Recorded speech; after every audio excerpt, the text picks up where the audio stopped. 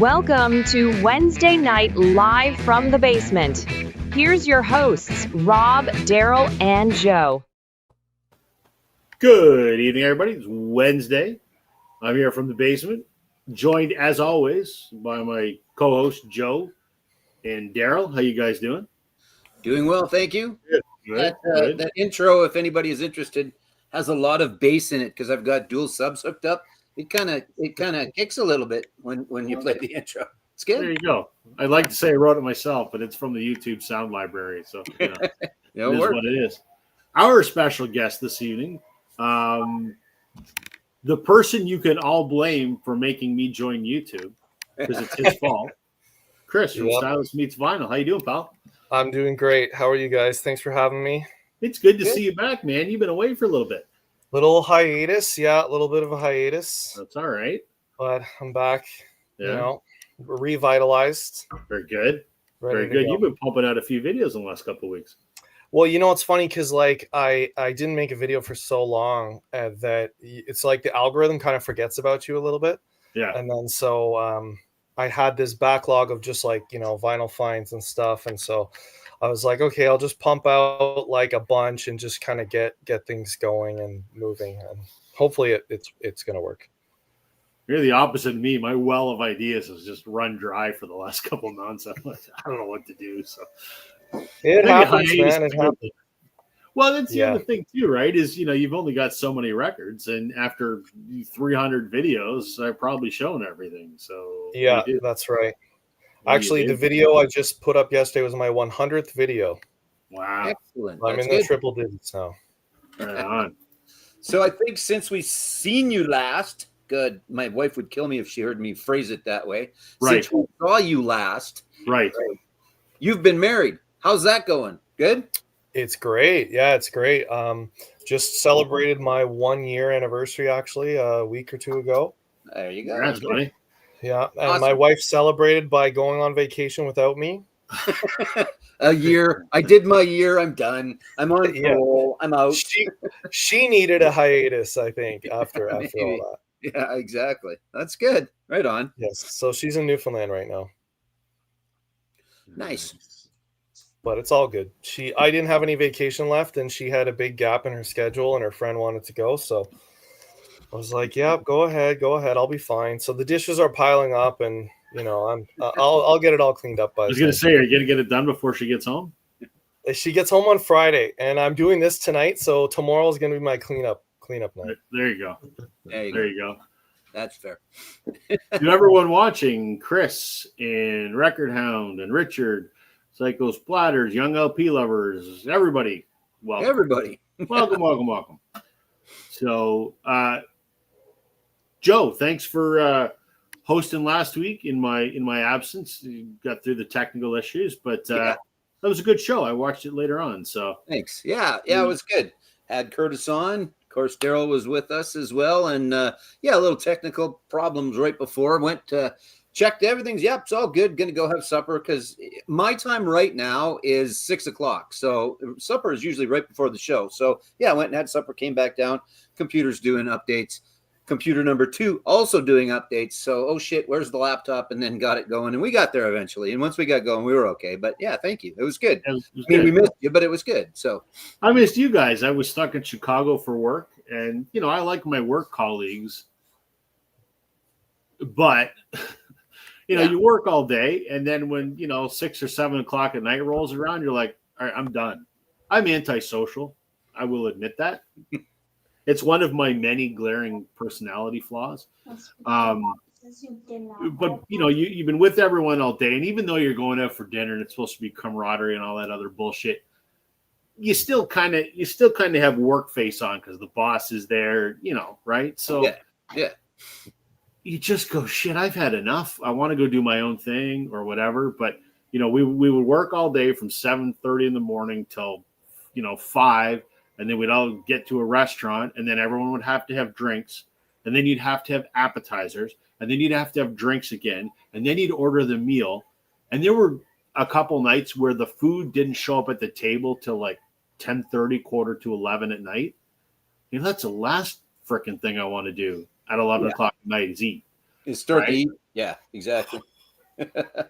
So yeah, they were long. I mean, the sales meeting was what it was. Those are never fun, but we did a couple cool things. We did like a river tour of Chicago, which was kind of cool, and went by the I call it the Wilco buildings, Yeah. from the Hotel Foxtrot. I sent you guys a picture. I was all excited. Everyone's like, "What the fuck are you talking about, Wilco?" I'm like, "Oh Jesus!" Some people don't get it. Some people So- don't get it. Yeah. And then we went to the Hancock Tower, which is the second tallest skyscraper in Chicago. I think that's the one where they filmed that one scene from Ferris Bueller's Day Off, where they're leaning out the windows. Yeah. So we went there, and that was cool. And but it was only like 3 days, but it felt like an eternity. So very glad to be back and no travel for a little while. That's So. good. And yeah, Chicago's a fun city. It is. I mean, I've been there before. I was there for my old job. I was there for Lean Six Sigma training. So we did 1 week a month for 5 months. But our office and our hotel were next door to each other, and they were near the airport, and we didn't really get a chance to go see anything. So it was nice to be downtown and see, some of the touristy kind of stuff. So that was kind of nice. So did not eat any deep dish pizza because there wasn't an opportunity to do that based on the restaurants that were pre-selected for us for mandatory team building dinner activities. Well, then whoever was in charge of that needs to be just dismissed now and let go from the company, because you don't go to Chicago and you don't book deep dish pizza. I was ready to be living vicariously through you and the deep dish pizza. And now I've had it before when I was in Chicago years ago. Yeah. I had some, and it is delicious, but you're going to eat like one slice or maybe two. Yeah, it's like 2 max. Oh, yeah. Yeah. And then you're going to shit a cinder block after that. Literally. On like a normal pizza, I'm the opportunities are endless as far as slices, but deep dish, like after 2, you're like, okay, I can't do a third. I remember the one day, again, it's like 10 years ago, Giardino's, which is one of the alleged founding restaurants of that, that Chicago, who knows, but they had a location near where we were. So I got a lunch size one. It was, yay big, a personal one. And I went, we're sitting in the training class, and I ate the one slice for lunch. I'm like, that's it. So I had the 3 more slices there, and I'm like, well, I got dinner here. I ate the second slice for dinner. I'm like, that's it. Like, I threw the rest out because I'm like, I can't do it. Yeah, it's they're amazing. super thick and tons of toppings on them. Yeah. Saucy, cheesy. They are delish. It's certainly I Yeah. mean, I wouldn't say it's my favorite go-to pizza. I mean, there's other varieties I would prefer, but it's an experience. And if you're ever in Chicago, you should have some deep dish pizza. Yeah, you got to. Yeah. Yeah. Mm-hmm. Perfect. So, I have a funny story to share with everybody. So I went to see The Darkness last week. Big, huge, massive fan of The Darkness, the sort of glam rock, hard rock band from England. Everyone probably knows the song I Believe in a Thing Called Love, which was a massive hit from years ago. So they're on tour in North America, and they played Toronto, and then they came to Kitchener, Ontario, which is just the next town over, and played this little shithole of it's a nightclub now. I guess it used to be a theater years ago. I'm like, I gotta go because it's 20 minutes away. It's a super small venue, like maybe 1,000 people, and it was $40. I'm like, I've been a fan of The Darkness for 20 years. So I wish Tim was watching in the comments, but I'm like, I'm going to this thing. I'm like, I want to try and meet Justin Hawkins because massive Darkness fan, massive fan of Justin Hawkins Rides Again. I know you are too, Joe. Yeah. I'm like, if I'm ever going to be able to do it somewhere, it's Kitchener, Ontario, which is small and no one knows who the hell The Darkness is. Okay. Yep. So go to the venue. It's 45 minutes before they go on. The opener's probably on stage at this point in time. And I'm like, going to find where the buses are. And the whole time, Tim, our friend, the professional autograph hound, is texting me and giving me pointers and whatever. He's Google Earth and he's like, you should go here, whatever, right? So we got this plan like a military operation. So I get to Elements, which is the nightclub. I'm like, all right, I'm going to find the buses. Well, there's a laneway like 2 doors down from the thing. Well, sure as shit, that's where the buses are parked. but it's not obvious. You got to look down the alley because they're a couple 100 feet down the alley. Big, Provost motor coach kind of deals. I'm like, okay, I'm just going to stand here partway in the alley. Maybe he's going to come out for a smoke or, just maybe. I don't think anything of it. I'm standing there, have my phone in my pocket. I'm just kind of leaning against the wall. And the buses are here. I'm in the alley. The street's here. And I'm just kind of looking around. I've been there like maybe 15 minutes. And I sort of turn to look at the street. And as I do that, there's people walking down the sidewalk, right? And this guy happens to walk in front of me and turn and come up the alley. And we make eye contact. And it takes my brain about 6 seconds to realize, Jesus fucking Christ, that's Justin Hawkins. Because here's the thing, right? I'm used to him in his, flamboyant outfits on stage doing crazy shit. I'm not used to seeing him pass me on a street wearing jeans and a bomber jacket and running shoes. Right? So when you see someone in an environment, you're used to seeing someone on TV and then all of a sudden they're in front of you, your brain kind of goes, what? Yeah. So I'm turning and he's walking by me. He's 3 feet away from me, maybe 5 feet away from me, looks at me. And I just must have this stupid look on my face. He keeps walking by and it's about 5 seconds. And I'm like, and he's changed his hair color in the last couple of weeks. It's like almost black now. I'm like, my brain is processing it. And I went like 5 seconds later, Jesus Christ. And now by this time he's almost at the bus door because I'm like 20 feet away from the bus. And as he opens the door, he hears me say this. And he turns around just over his shoulder, looks at me because he's laughing now because he realized what's happened, that I've just made the fucking connection of who this is. And so I'm thinking his brain, he probably goes, I'm gonna have some fun with this guy. So he just looks over his shoulder at me and he does one of the, he's got that high falsetto voice, right? Yeah. Does this, woo, this like falsetto vocal thing. And I'm like, son of a bitch. Just because he wanted to clarify for you. Yeah, that's who I am, right? Absolutely. That is 1,000% what happened. Yeah. He was so close I could have fucking touched the guy. So I'm like, God damn it. That was my. So I'm telling Tim this, and he's like, oh, you're a rookie. I'm like, well, no shit, man. I haven't been stalking every famous person in town forever, right? Yeah. So I'm like, okay, I'm going to come out after the show. Maybe we'll have some more luck. And I thought, okay, people are going to be waiting at the end of the driveway here. I'm going to be smart. I'm going to walk around the block to the driveway at the back, come in through the parking lot, and stand at the front of the buses that you can't see from the street where the stage door is. And I thought, okay, got a chance. So I'm standing there, and they come out after the show, all of them, but they rush straight onto the bus because they're all sweaty and whatever. And I thought, okay, I'm standing here, I'll wait for a little while. Maybe they're going to get changed and go back and do like a VIP thing. I don't know. And I must have stood there for about half an hour. I'm the only person there. There's people at the roadway at the other end, and they're shooing them away. Not asking me to leave or anything. I'm just standing there. I thought, okay, I got a chance. So they're like 40 minutes. And the tour manager comes over and goes, hey, man. I go, it's not going to happen, is it? He goes, no. I go, they're not coming out? He goes, they're not coming out. I'm like, I'm the only guy here. I'm behaving myself. I'm not bothering you guys. He goes, I love to do something for you, man, but they're not coming out. I'm like, fuck. Yeah. I said, it's just me. He goes, I respect that. You're being cool. That's why we didn't ask you to leave. But he goes, I don't want you to have to stand here for another half an hour for us to just pull out of here. I'm like, I get it. It's okay. So I left and I didn't get to meet the darkness, but I was not close. Yeah, shit.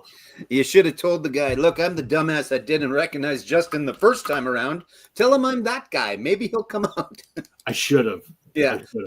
That's still a good story, though, right? I mean, still a good story. There's no ink proof of it, but the story is fantastic, right? So that's good. Yeah, right. I mean, sometimes the story's worth the journey as its own. Exactly. So they were amazing. The acoustics at the show were shit. Yeah, but the concert was a lot of fun. So good. Right on. That's good. There you go. I talked for like 10 minutes about that. What's up with you guys? What's going on at the store, Joe? Store's busy. We're open this Saturday. I know that sounds ridiculous to say that a store is open on a Saturday, but normally we're not. So we always kind of make a little bit of a big deal out of it. I know it's not really going to be for anybody on here, but we've got everything at buy one, get one half off. We're going to just get rid of a whole bunch of stuff. There's a big pop-up record sale in kind of the same area as us that with a bunch of guys that I used to do the pop-ups with or whatever. So there'll be lots of people in the neighborhood. So we're going to do that. We're going to have 10% off new vinyl, things like that. So yeah, it should be good. And it's been steady. And there's a couple collections that I bought because I always like to throw out some new stuff when we are open on the Saturday. So it should be good, hopefully. And we'll see what happens. What about you guys? Daryl, you've been fairly busy on your channel as well as of late, right? Yeah, I dropped a couple of videos last week, and then one was dropped this morning. It was the response to Richard's 1 year in the VC thing. So, Richard, you're in the comments, I see. Congratulations. State that out. And on Sunday, I was on Chris's live stream.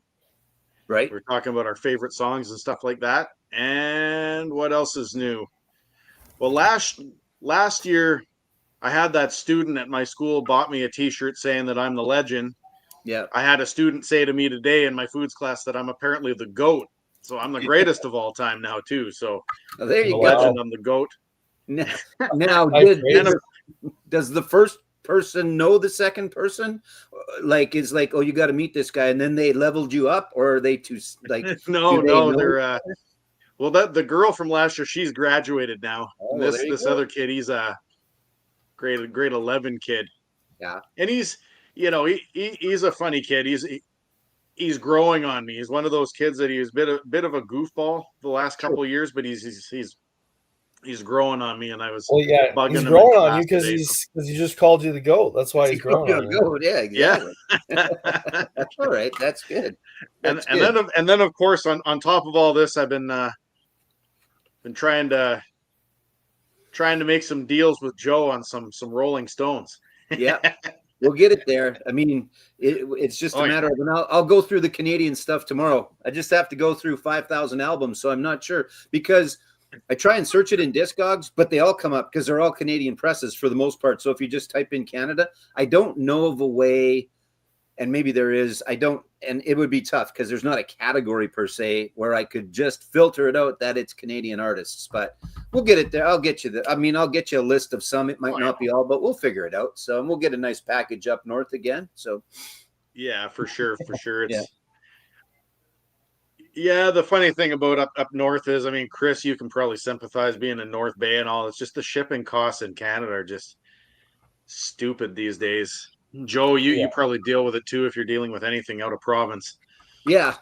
I mean, when we get from our supplier, which is in Ontario, it doesn't matter. It's about $30 a box, and usually it's like 8 to 10 in a box or whatever. So yeah, it's just $30 if you send it almost anywhere. It doesn't matter if it's going to Saskatoon or if it's going to Ontario or if it's going. It does a little or Calgary. It's just ridiculous. But I guess the price we pay for sending stuff around, but still. And I haven't looked into anything else. That's Canada. I think Canada Post is still the most reasonable as well. So, but yeah. But actually, speaking of North Bay, on the way back from my summer vacay, I stopped at the mall in North Bay and I bought a Primus album while I was at, what is it, Sunrise is there? Yeah, I think Sunrise Records. Yeah, that's cool. The manager that was on shift, he noted that there was another channel out of North Bay, so I subscribed to this other guy too. I can't remember his name now. Nice. There are others. Yeah. And Chris, it's been a minute since we've had you on. So other than getting married since we've had you on last, what else has been going on? Oh man. Recently, I've been trying to just squeeze out as much as I possibly can from the summer before it gets too cold. I love to go swimming. I love to swim. I live on a river, so the last 3, like today, yesterday, and Monday, have been pretty warm. It's been like 26, 27 degrees here. Yeah. And so I've been going and jumping in the river, going for a swim. And it's actually not as cold. The water wasn't as cold as I was expecting that it would be. I figured because I had a little bit of a cold spell here, like since basically the first 2 weeks of September. But yeah, not too bad. So it's nice and refreshing, and it's the one I had today right after work is probably the last one I'll have. The trees are already turning here, so Yeah. And it was actually pretty cold today, so tried to get it in. So polar bear dip on January 1st. Are you one of those insane people, or? So actually, yeah, I do Yeah. a polar dive. We're doing ours in February this year. Okay. But the thing is, oh, hey, Rob's here. Hey, Rob. He is. No, Rob Walker. No, I know. I saw. Yeah. Yeah. Sorry. I look over there. I've got the list going on. Yeah. Rob Yeah. Walker. So my wife, she's got a cottage here, which up north we call it a camp, and she's got a sauna there, and so with the help of the sauna, we do a polar dive every year. So Awesome. you get nice and steamy, nice and hot. Then you hop in you cut a big hole in the ice. Yeah. Jump in, go out back in the sauna, jump back in the hole, go back into the sauna, and it definitely alcohol helps to Sure. Yeah. Exactly. get your bravery up. But that sounded a little like something dirty, one of those things. But and Rob is ready to buy his bus ticket right there for this. Yeah, I don't know what we're talking about, but polar dives, polar diving. But bears, Daryl, we joke about Daryl going out hunting polar bears. You sent me that video. I think was that your neighbors or a little ways away, right? Polar bear just walking up on. Yeah, so it's one of the reserves north of where I am. There was polar bears walking in people's driveways and stuff like that. But on a side note, I've now had to clean up freaking garbage out of my yard twice now because the black bears are roaming around town and got into my garbage can. Yeah, I saw a bear on my street a couple weeks ago. Problem. Yeah, there's something going on. I think they're starving to death, these bears, because they're everywhere right now. Jesus. Wow. Sorry I had to step away, folks. Just minor emergency with my son who's a little under the weather this week. So yeah. All good. At least I'm not raking leaves, Joe. Yeah. No. Let's not go there. Let's not go there. You rake leaves, Joe? I love the part of town that I live in right up until about this week, because then all of the leaves start to come down, and yes, I still rake the leaves, me personally, and my son Riley helps me out too. So yes, but mulching lawnmower. Yeah, well, yeah, I know, but I have to get some exercise. We have 2 maples in the backyard, and then there's 2 big trees out front, and the whole place leaves. Not right now, like it will be in a couple weeks. Yeah, I haven't raked leaves once in 10 years. I just mulch the shit out of that stuff. Yeah, I spread it out evenly so it's not concentrated, so it blankets my yard, and then a couple passes over with the lawnmower, and it's gone. Yeah, if you do it at the right time. Yeah. You can't let it go too far, because then it just then it's not good. Yep. So oh well. Anyhow, there we go. So welcome to everyone else that's joined. Rob Walker, how you doing, man? Thanks for tuning in. We're talking gatefolds tonight because, we have the long-established rule when we're showing records, if it's a gatefold, you got to show it. Yeah. So I don't know whether it was Daryl or Joe's idea, but one of you said, let's do gatefolds because, let's highlight gatefolds, whether they're good or bad or interesting or whatever the hell you want to say about them. We're talking gatefolds tonight. So Chris, as our guest, you wanna kick us off, man? Sure. Okay.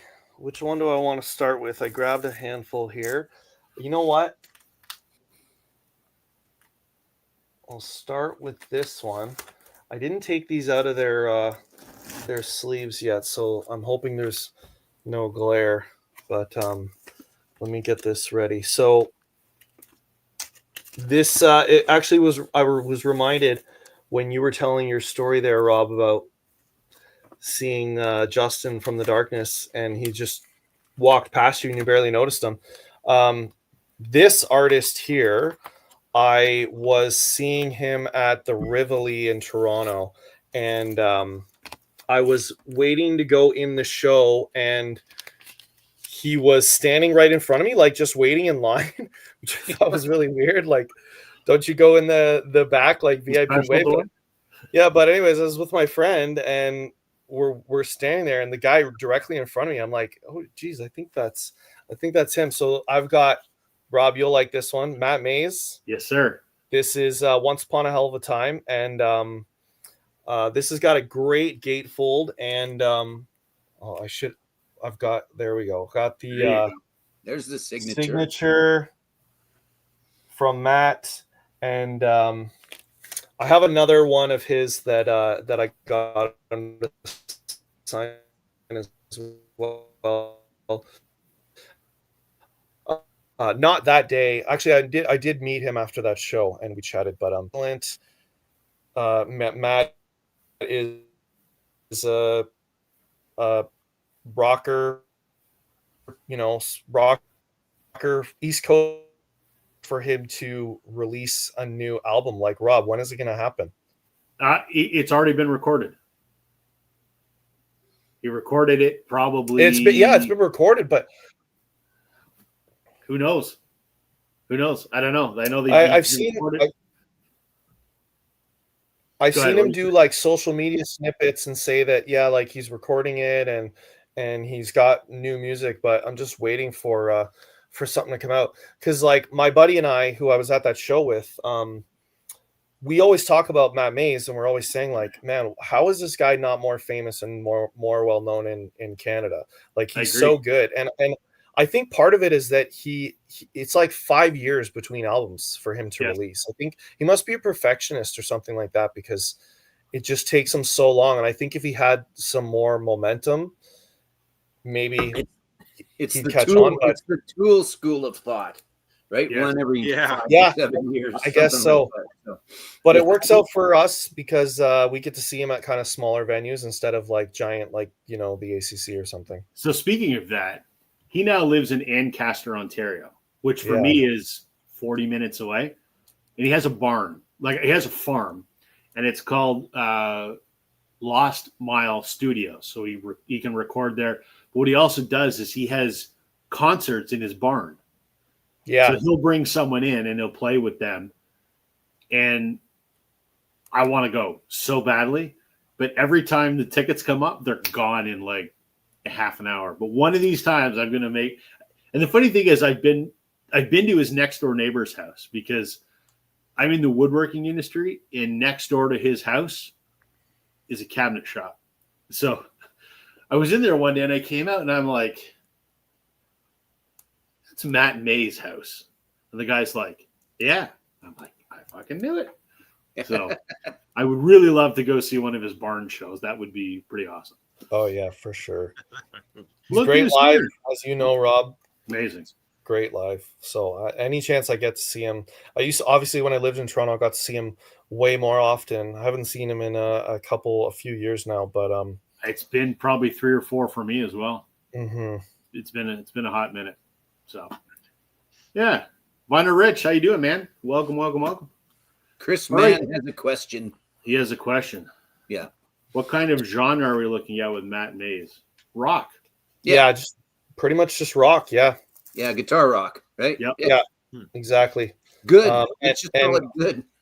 high intensity shows. Like I remember when I met him, I think it was after that show at the Rivoli when I was chatting with him and I was saying, man, I'm like, you're so good live, and like you really get your money's worth when you see him live. Indeed. And I was telling him, I'm like, other artists are so expensive to see, and like sometimes you don't get everything that you maybe wanted. And I said, always a great show, always get my money's worth. And I think he was pretty happy with that. Yeah. I'm going to be seeing his guitar player, Adam Baldwin, in about a month and a half's time. He's opening up for Blue Rodeo on their anniversary tour. So he is. Oh yeah, that's awesome. I'm actually going more to see Adam than I am Blue Rodeo. So. Adam's great too. He's really, really good. Richard, if you're keeping score, we have now mentioned Blue Rodeo one time. Just making sure Richard's on top of that. I got that in for you last week. I don't know if you caught wonderful. that part of the show. I did. There Yeah, you go. I got it in. So it's important. You got to give the people what they want. And I know. People every week are like, we like that score count. Exactly. I'm kidding. No one ever gives feedback, but if they did, that's what they would say. That's all right, though. Exactly. All right, Daryl, what do you got next? All right. Well, earlier you guys had talked about the bears and the polar bears and all that kind of stuff. So I figured why not start this off with some of my Greenlandic music that I have. Nice. And to be quite frank and honest, like polar bears to me are the most fascinating creatures in the world. I just think that they're amazing. Before we continue, me and Rob were talking about this. None of my Glass Tiger albums have a gatefold, so I cannot show them tonight. I wanted to score, Richard. He mentioned it. Yeah. Oh, actually, since Richard's keeping score, I'm going to interrupt you really, really quick there. I meant to do this off the top, but I talked too long. Yeah. I'm gonna hijack this just for a second. No problem. We got to do a live unboxing here. This just arrived today. Here we go. This is going to be very exciting. Richard, you're going to update the score here in a moment. He's going to be able to update. This is for Joe. Ryan Adams, roll with the punches. Is that an alternate cover or is that the cover? No, that's the cover. Is it? Okay. I just keep seeing the poster for the tour, which is him getting smacked in the face. Right. So I kind of appreciate seeing the poster for the tour. Anyway, I digress. Go ahead.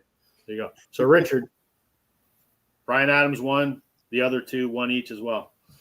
Go ahead, Darryl. Sorry.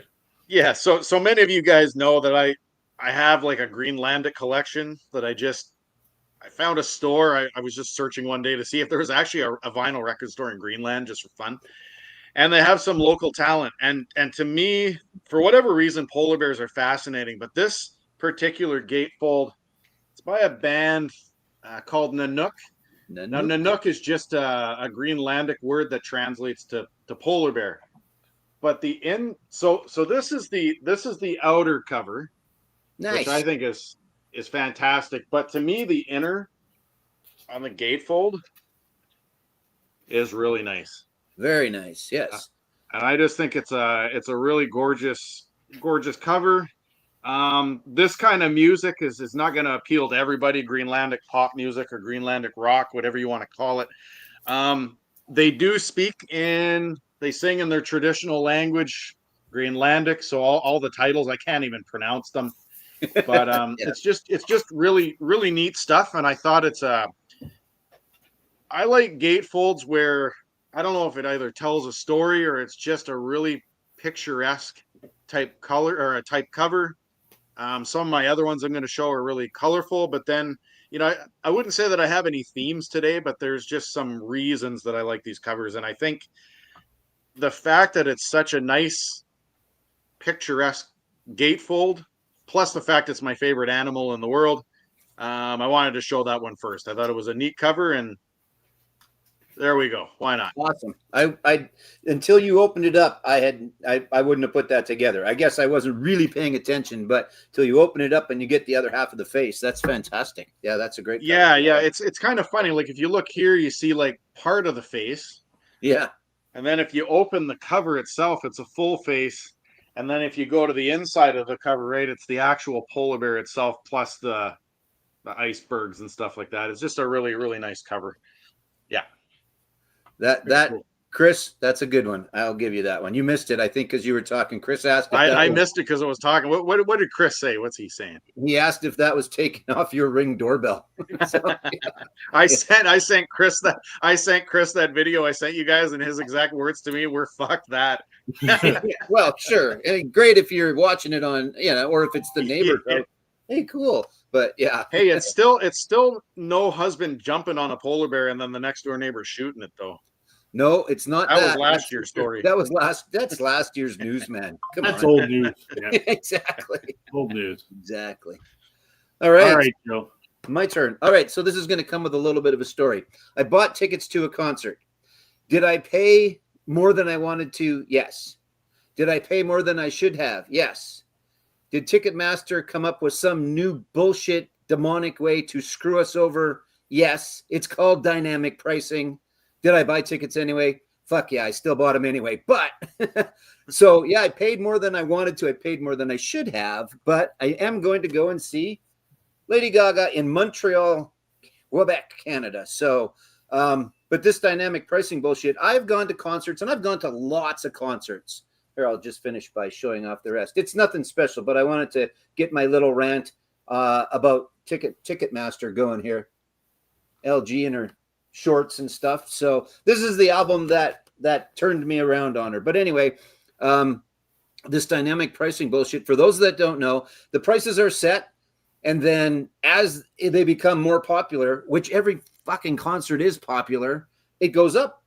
So if you're not right at the bitter start, you don't get that original pricing. Now, I'm not sure if that's all Ticketmaster, if that's part artist as well, that because you can turn that off. You can say, nope, my tickets are $79, $200, $400, whatever, and it stays that way. But that was not the case. There were tickets that were supposed to be $80 that are now $600. That's not scalper prices. That's just the dynamic pricing bullshit. It's just ridiculous. Like I started to say, I've been buying tickets to shows for 40 years. I've never been shut out of a concert, and I've never paid more than face value for a concert.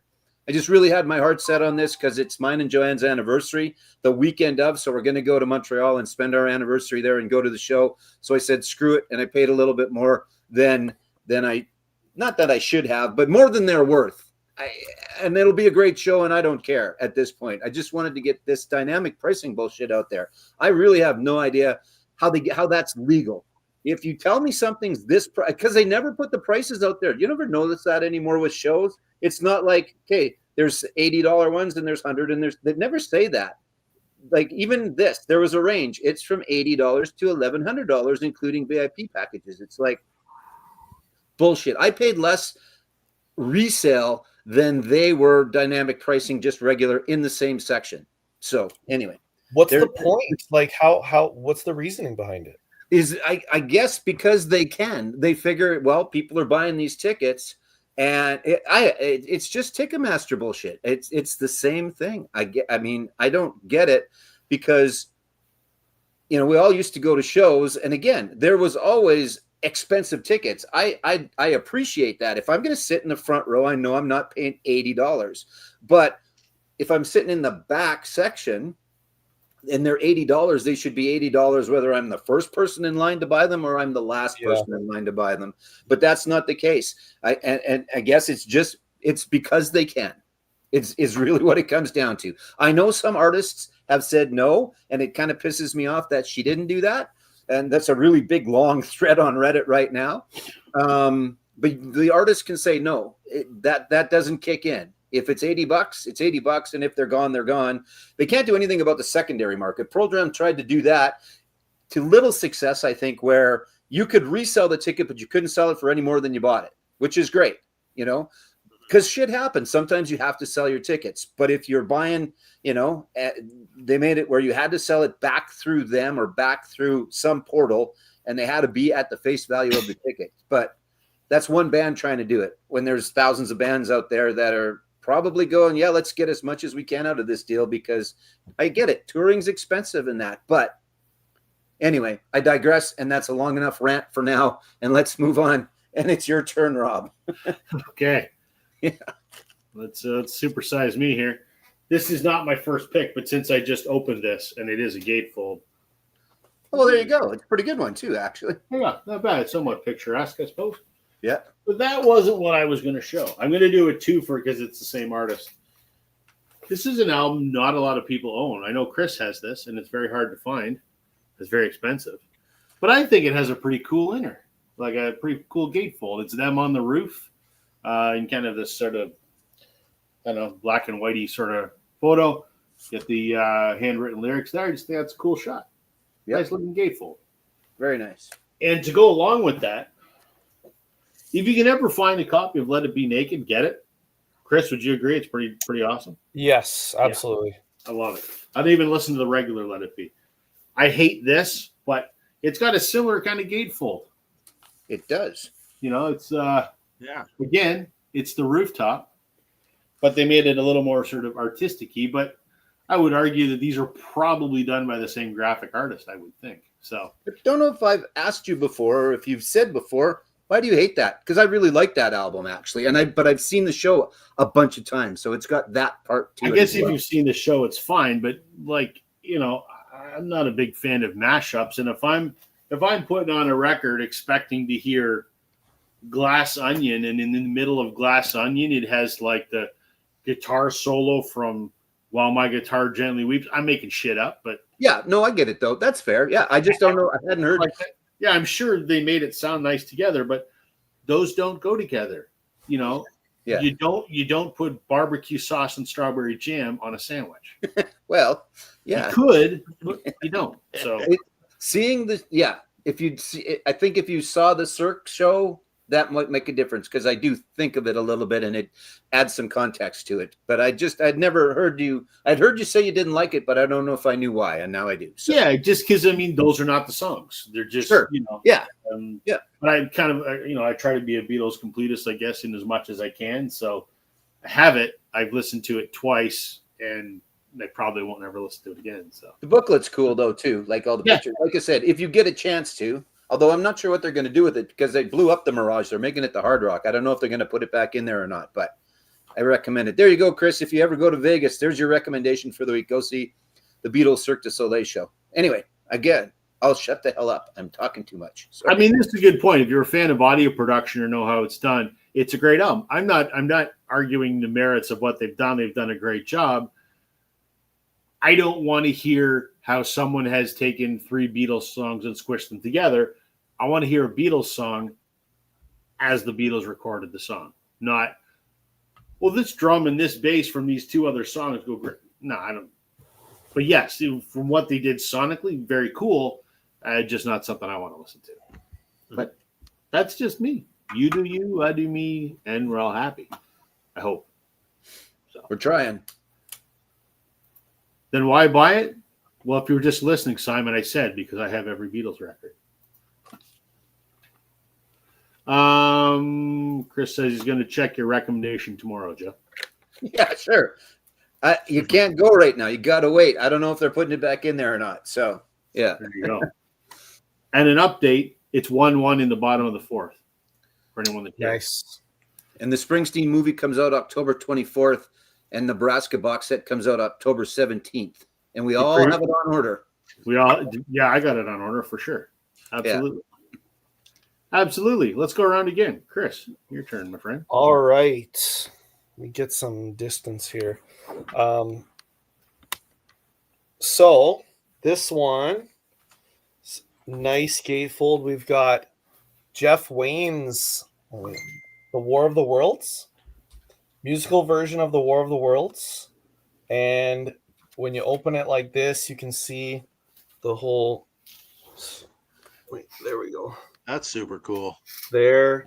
And then on the inside, you've got the first, like the spaceship crashes and they're first seeing it. And there actually is a booklet that comes with this as well. And it's got much of the same things on it. A lot of like really cool pictures of what they're describing. And if you'll see on the front, like there's the boat here is like on fire because the spaceship like gets a laser on it. Anyways, if you're not familiar with the album, it's a really cool album. This was a gift by a friend actually. And it's literally just a musical retelling of The War of the Worlds. And there's Richard Burton on here, Philip Lynott from Thin Lizzy, and Justin Hayward from Moody Blues is on here as well. Really kind of prog opera type of an album with really cool artwork. So I listened to it today because I had it pulled and I hadn't listened to it for a long time. It's not a regular listen by any means, but it's cool to put on every once in a while, and it sounds very good too. Yes, so, absolutely. Yeah, definitely. Well, that's definitely a really cool looking cover. Oh yeah, sure. Definitely, you could tell based on both the how it opens up and on the inside, it definitely tells a story. There's no doubt about that. Yeah, exactly. Very nice. Very good. All right. Daryl. Yeah. What do I want to show here? What do I want to show? Well, okay, so I think I've shown this before on the show, but I'm going to show it again. So back in March when I was in Spain, went to a record store, bought a whole pile of different records, and this one here, I got to listen to the songs on it because the guy was streaming it in the store and all that kind of stuff. But unlike my polar bear one, which is kind of a really like scenic thing, this one here by a Spanish band called Los Planitas, I find it's a really colorful. Just that's why I'm fascinated by this one. It's really colorful on the front, and then I just love how they got away with the. Yeah. I don't know how they got away with that one, but just the Pepsi advertisement there, basically. But then on the inside is just, I don't know. It's just really, really neat how they've kind of just done everything. Andy Warhol's Banana. It's almost like they're ripping off different albums from different parts of the world on the inside. But I just find it really fascinating and just super colorful. If I was to explain what this band sounds like, I was listening to it again the other day. I have 2 or 3 of their albums. It's like 90s. You can kind of tell based on the colors. It's almost like that 90s alternative indie stuff. And that's how I would almost describe it is Spanish indie alternative from the, I would say 1996, 97 era is how I would kind of explain that. It's all in Spanish, but I just find it fascinating that they did not get at least partly sued by Pepsi. I just don't know how they got away with doing that, but they did. It's fascinating to me. Yeah, there's probably a lawyer that made some money somewhere. I'm not sure their lawyer or Pepsi's lawyer, but somebody made some money somewhere off that one. So. Okay, Joe. All right. I'm going to go with, I've shown this before. There's going to be some repeats because these are always cool albums. So I try and use them when we can. And I try and not repeat. But anyway, my favorite Canadian power trio, and no, it's not Rush. It's Triumph and Just a Game. Very cool artwork on the outside. And then, but the reason I thought of it first is because you can actually play a game on the inside. The album is called Just a Game, for those that aren't aware. And there is actually a game on the inside. The rules are on here. None. A single die, any number of players, usually too many players and too few winners. Follow your destiny to stardom.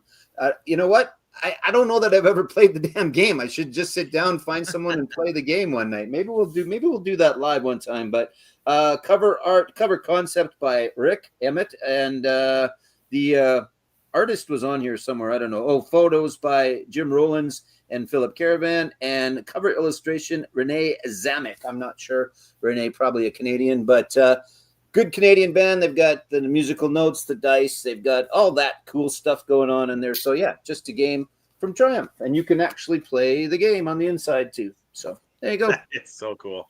Yeah, it's a good one, and it's a unbelievably good album too. One of my favorites from forever ago. I listened to it again today, and it holds up still. Triumph were always one of my favorite Canadians. Hey, Chance. How you doing, Chance? Yeah, we got Chris here to keep us in line. So we need babysat every once in a while. This thing goes off the rails. Yeah, that's right. We got to have you on here, Chris. I mean, Chance. We had Chris on here, so you got to join us again one of these days. Okay, my turn. Daryl, you inspired me, sir. The first thing I thought of when you showed the last one with the Coke ad and the silver and the orange and everything, of course, I thought of this. Why right? not? I mean, it also, Pop Mart, Pop, the U2's, I think much maligned album, right? I mean, I don't really hear many people go, man, I love that U2 album, Pop. It's just fantastic. I don't know that I've ever heard that statement uttered before. Yeah, so it's their weird experimental commercial, whatever the hell it is.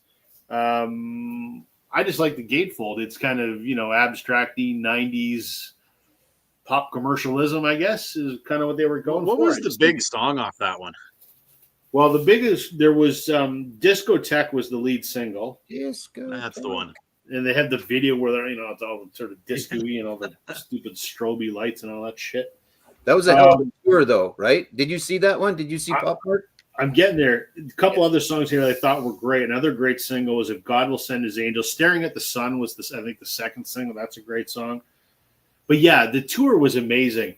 You know, on the album, it's got this arch. I think that's probably supposed to make you think McDonald's, right? And the Golden Arch, you know, is kind of, you know, commercialism at its worst, I guess.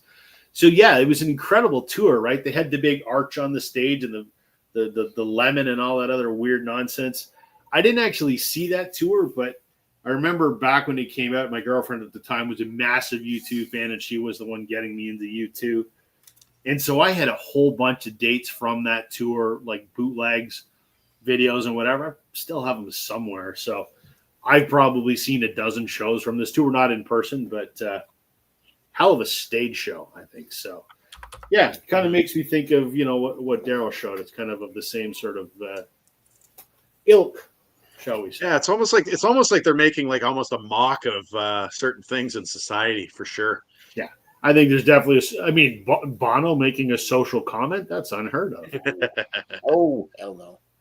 Never. Bono doesn't know when to shut up when he's making social comments. So yeah, exactly. The whole, as Richard says, the whole pop album was a spoof on commercialism and capitalism. Yeah. Chris is saying it's you haven't seen them, Chris. I'm surprised. I'm absolutely surprised. I've seen them twice. I saw them on the Elevation tour, and I saw them on Innocence and Experience, and both were incredible. So, okay, back to the top, Chris. All right. Well, this is one of the ones I thought of first when Rob, you told me the theme for the evening. It's got a very iconic gatefold sleeve, and that is. Hold on, let me figure it out. So the actual album, I guess, looks like this: Hendrix Experience, Axis Bold as Love. But then, oh wait, there we go. Big, expansive gatefold with this like clearly Eastern You've got Hinduism here, I think. Very, very interesting. It's a great cover. Yeah. Did I read today? Those top to bottom gatefolds are super cool. They're awesome. Yeah. Did I read somewhere today that that's being reissued as some kind of like audiophile something? Did I see that? I don't know. I thought I read something that it was being reissued. I thought it was announced today. So. This was actually my mother's copy that I have. So very cool. Yeah, I thought I'd pulled that one because that one came to mind pretty quickly as well. So they might be doing it UHQR. They did some of the other ones, I think, didn't they? I don't know. That's a guess, but likely. I don't know the story of the cover. You guys talk. Let me see if I can talk amongst yourself. Talk amongst yourself. I have a few of those top to bottom covers that are going to be coming up later. They're really cool, all of them that I've come across. I don't know what it is. It's just flipping it the one way makes a huge change. Yeah. Maybe I was imagining things, but I thought I had read that it was. Oh, here we go. I think it's a one-step reissue of Axis of Love. Okay, I thought I had read something. So, is this you commenting under my name there, Joe? It is. I'm not sure why it's doing that, but yeah, it was. So no, Chris, I haven't yet, but I will. So, and I won't comment anymore. If there's any comments that show up with my name that are wildly inappropriate, it's Joe's fault. Yeah, that's right. Yeah, let's go with that then. Because I gave him administrator privileges so he could stream last week when I wasn't here. So if there's anything horrible, it's Joe's fault. Joe's fault. That's fine. I'm comfortable with that.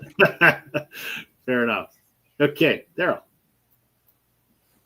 All right. Well, this is an iconic cover, I would think. I think most people have seen this one.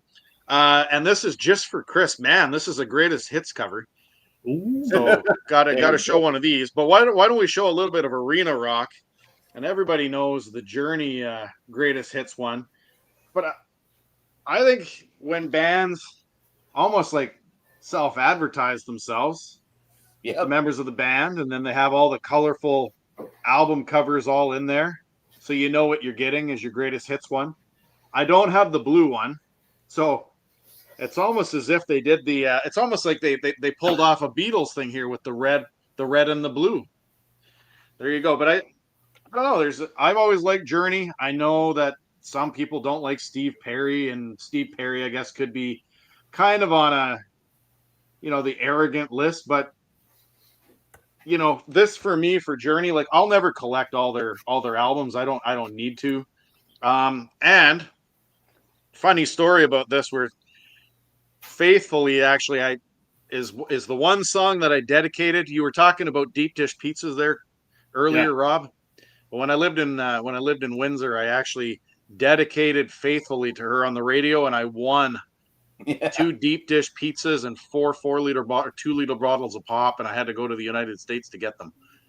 Yeah. So road trip. Funny story about that, I guess. But yeah, no, just a cool inner cover. There's no lyrics or anything, but it kind of shows you the different eras of the band via their other album covers. They definitely fall into the category of a band with fantastic album art, right? There's certain bands that have just always had great album art, and then there's others that have had complete shit album art too. But they definitely stayed fairly consistent with the concept and the good art for sure. I thought so. Ryan is elaborating on the Hendrix story. He said he asked for art that depicted his Indian heritage and got a Hindu-themed piece. He's not Hindu. He's part Native American. Well, there you go.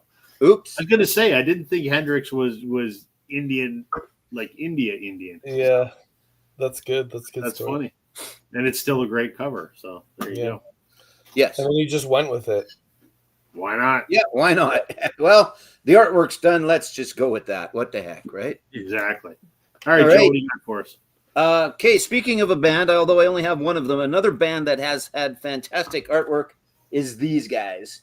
This is the second album, actually. And, they kind of went with the guitar spaceship concept from the start. Inside's just band photos and that, but that's okay. So, one of my favorite albums, one of my favorite bands, and always great album art. Even on 3, it was a little more futuristic. It was a little more Star Wars-like on 3 than the first 2. They kind of They changed up the spaceship. Yeah, exactly. So let's see here. Where was it? I had found who had done the artwork. Oh, art direction, Tommy Lane. They give away Grammys for art direction, and I'm not sure who's. That's a great category that I don't think gets enough credit. I think that should get a little more credit. But cover concept by Scholes. Cover artist was Gary Norman. So there you go. If you're out there looking for artwork, look for Gary Norman. There's a band that is coming up that was consistent, and you guys will probably get to it maybe before me as well with their art, and it was always the same guy. And arguably, I think he's the one name that maybe we all know as a cover artist for a band, but I'll save that one for later. But for now, it's Boston and this album. Yeah. Boston too. Don't Look Back. Yeah, I agree, Richard. They were definitely, some of their big hits were played to death, but some of the songs that are on, like Only the Young from Vision Quest and stuff like that, some of their lesser hits, they were still hits, top 40, but those ones are really good. Separate Ways is an awesome song. Drums, man. Dun, dun, dun, dun, dun, dun, dun, dun, dun, dun. Okay, I'm done. Didn't Careful, I don't want to Joe, didn't copyright Boston, strike there. a lot of those Boston albums are like that, eh? The one that you just showed, they're like Yeah. that, where you open them up and they all show a picture, eh? But they're all outer space stuff, eh? Yeah, for sure. Yeah, they were all the guitars that were spaceships. So it's just like I said, 3 turned into a little bit more of a futuristic than the kind of I don't know if it's officially an Ovation Roundback, but it looks like an Ovation Roundback. Acoustic. I should have pulled all 3 of the albums. I think only the second and the third one are gatefolds, though. I don't remember the first one being a gatefold. No, it's not. I'll go look. Please. It's not. I looked at it today. Yeah, but I don't. But I think 3 is though, right? Oh, 3 might be. Yeah, I'll look. You guys talk amongst yourselves. All right, I'll catch up on some comments. Simon saying only one song's played to death. And Richard saying maybe in the UK, but here a lot more of them were played to death. I'd agree with Richard's statement there. That all over the radio.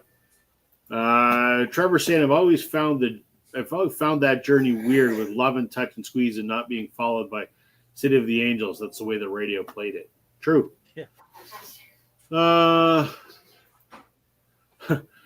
Wondering who will pull Iron Maiden covers. Well, that may happen. I don't have any, but I'm sure Joe probably does. Joe probably does, yeah.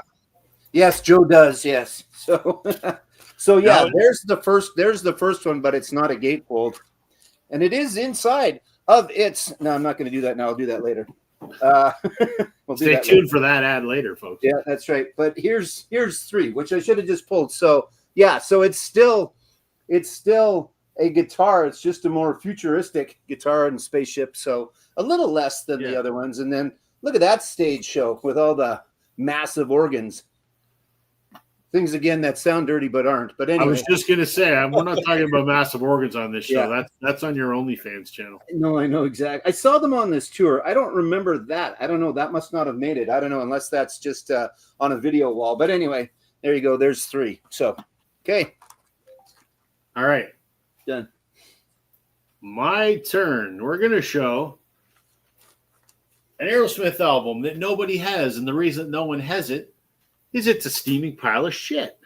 Music from another dimension. I hate this album. Again, why do I have it? Because I have everything else that Aerosmith put out. And when it came out, I bought it because I was hoping that they would go out with one last good studio album. No, they did not go out with one last good studio album. To say that it's lackluster at best, I think would probably be a pretty fair assumption.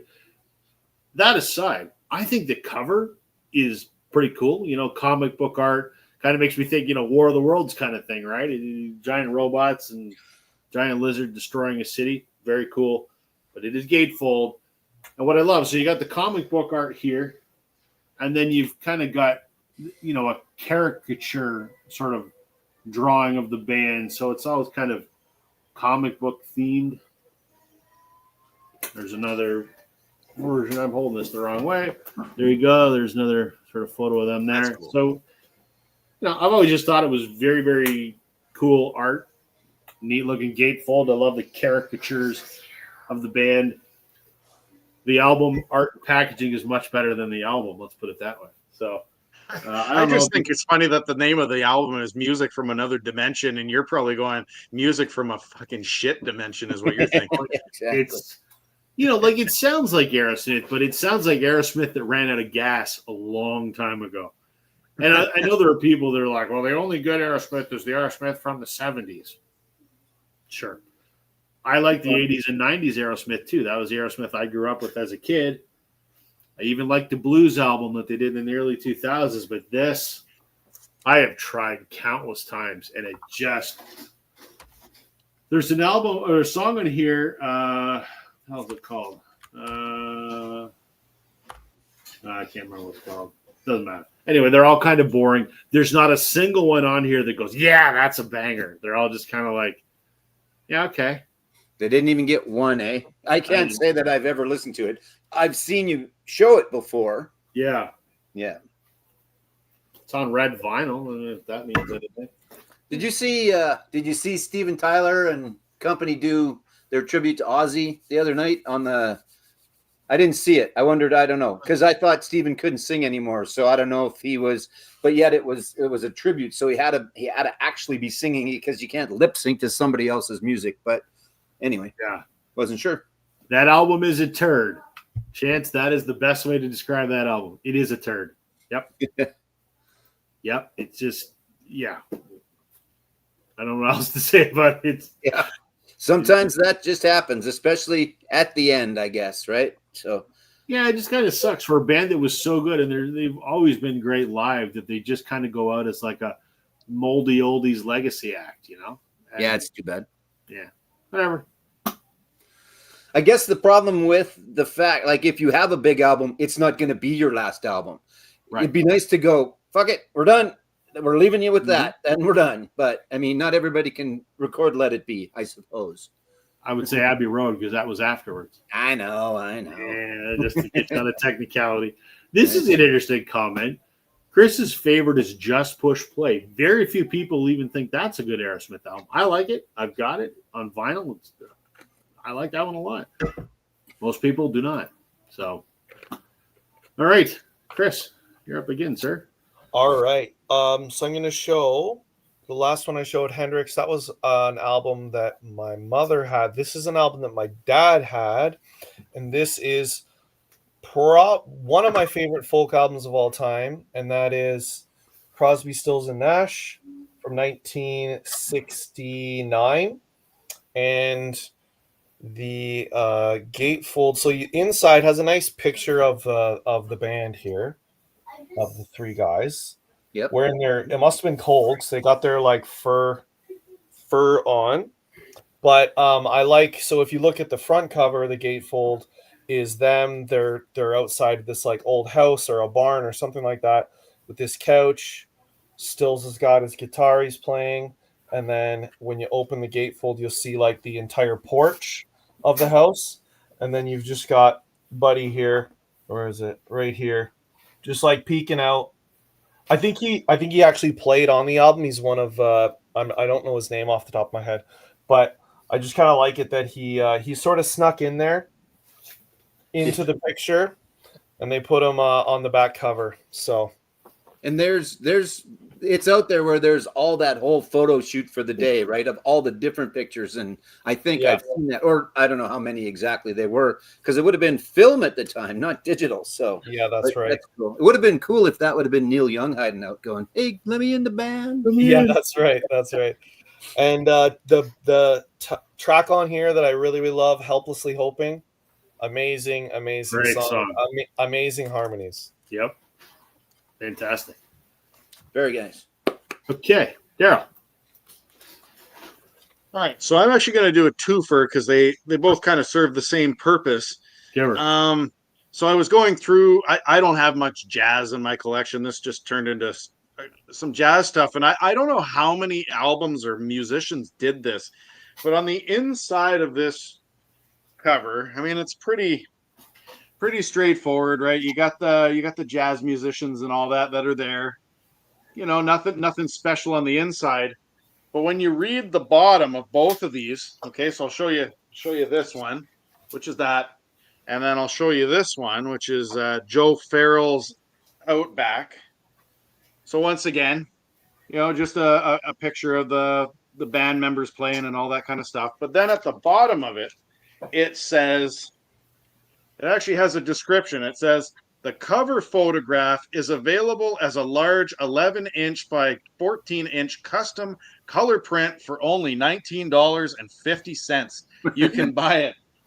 And so you get like these nice cover artwork that apparently you could purchase. Cool. And I happened to pick these up when I was at the record station there. So that one there is Joe Farrell's Outback with Chuck Correa and Buster Williams. And then this one here, you could do the same thing. You could buy the print of it's kind of like a couple of hands clenched together. I like the other one better, but it's just fascinating to me. I don't know how many musicians actually did that, but you could buy the cover as a piece of artwork based on the inside part of the gatefold. So that second one, I wanted to show those because I thought that was kind of cool. So that second one looks like you stole it from a radio station. It almost would appear that way with the stickers on it. It would, wouldn't it? Call letters on it or anything, does it? No. Alex is popping. I just thought it was fascinating that back in the day you could actually send a thing in the mail and get a picture of the artwork. Well, it's like when we were kids, right? You'd order the thing that was on the back of the cereal box. It'd be like a secret agent decoder ring or a whatever the hell it was. We all did that stupid stuff. I could never talk my mom into that 2-person submarine that was at the back of the comics. I don't know what would have came. I desperately wanted to see what would have came. I don't know what it would have been. Maybe someone here did. Maybe someone talked their mom into ordering it out of the back of the comics. The only thing I was able to convince my parents to buy from a cereal box, I think it was in 92 or 93 when the Tampa Bay Lightning joined the NHL. Kellogg's, I think it was, had all the mini pennants of all the NHL teams, and you could pay to have the entire 21 teams or whatever it was. Well, my dad paid to have that, and it came with this plastic special thing, and you could put the pennants in and hang it up on your wall. Nice. It's the only thing we could ever convince Dad to buy from one of those things. Because my dad was more of a Columbia House, pay a penny and get like 50 CDs out of it. That was my dad. There you go. Awesome. Yeah. Very cool. Joe. All right. It's been mentioned a couple of times, so let's do it. Let's do some Iron Maiden. I didn't pick one of the regular ones. I'm not sure if I can call this irregular, but this is Made in England 1988 live concert recorded at Birmingham on the 27th and the 28th of November 1988. But Derek Riggs is the name that I was going to say. Maybe that's a guy we all know as an artist on album covers, just because I think he's done every single one to my knowledge. I don't think it's ever been anybody else. Obviously came up with Eddie and everything. So I'll show you the back first. So there's the back. There's Dickinson and company back in 1988, looking young and slim. He sang, I think for the Chicago Cubs, either the Cubs or the White Sox. He sang "Take Me Out to the Ball Game" or the national anthem the other day. I'm not sure, but Bruce Dickinson singing the national anthem, that'd probably be good. But always some fantastic artwork on Maiden covers. And then on the inside, I mean, I don't know. That does it for me, I guess. I you know, you got to be a fan, I suppose, of the macabre-ish stuff with Eddie, but still pretty cool. Obviously, all the other Eddies coming in behind and all the rest going on there. So very cool album cover. And, you know, imagine being able to order that as a print and put it up on your wall. I bet that you probably can. Because Bruce Dickinson will take your money however you want to send it to him. So, but yeah, Iron Maiden, all their covers, Derek Riggs, just a fantastic artist. Again, it has to be something that you're into. That's not going to appeal to everyone. And that's probably going to piss a lot of parents off back in the day, and maybe still or whatever, some of that type of artwork. But I always appreciated it and have always found it pretty cool. But it's always funny when you see artwork like that, because it pissed parents off in the late 70s and early 80s, and then you look at like some of the brutal death metal albums that are out now, and it's just like, whoa, where do you guys even come up with this stuff? Like, it's beyond slasher film type covers. It is. Yeah. I think we briefly talked about it. I don't know, maybe that was last week. I can't remember. But yeah, some of the black death metal covers, and then some of the names too. I mean, whatever, have at her. It's a free world. You do yourself, and you do you. But yeah, like Cannibal Corpse, and then their album covers, like that's one that comes to mind, and it's just insane. Even Pantera's got some pretty interesting covers. One's banned and then came back kind of in a reissue or whatever. But yeah, some interesting stuff. But Maiden's always been a favorite. So yeah. Okay. Here we go. For anyone wondering, Toronto and Tampa Bay are still tied 1-1 in the top of the sixth. We don't start to play till about the 8th or the 9th. How about the other night, though, right? Great first start, and then great actually bullpen pitching as well. And then last night we bring in Hoffman with the narrow lead and almost blow the damn game. Yeah, exactly. I know. But are we still up 5 games on the Yanks? Yes, we are. Yeah. Up 5 games with 11 games to go, I think. So yeah, magic number was 8 the other day. I think that was 2 days ago. Yeah. Let's just hope that they just keep playing well. So. Yes. Should I get it out of the way? The band that I'm always going to show every week. Should I do it now? It's your deal, man. You show whatever you want to show. Yeah, no, but everyone's sick of it. But yeah, doesn't matter. All right, here we go. Richard, get out your pencil. Update the score. I don't know if you guys have ever heard of a little band called Blue Rodeo.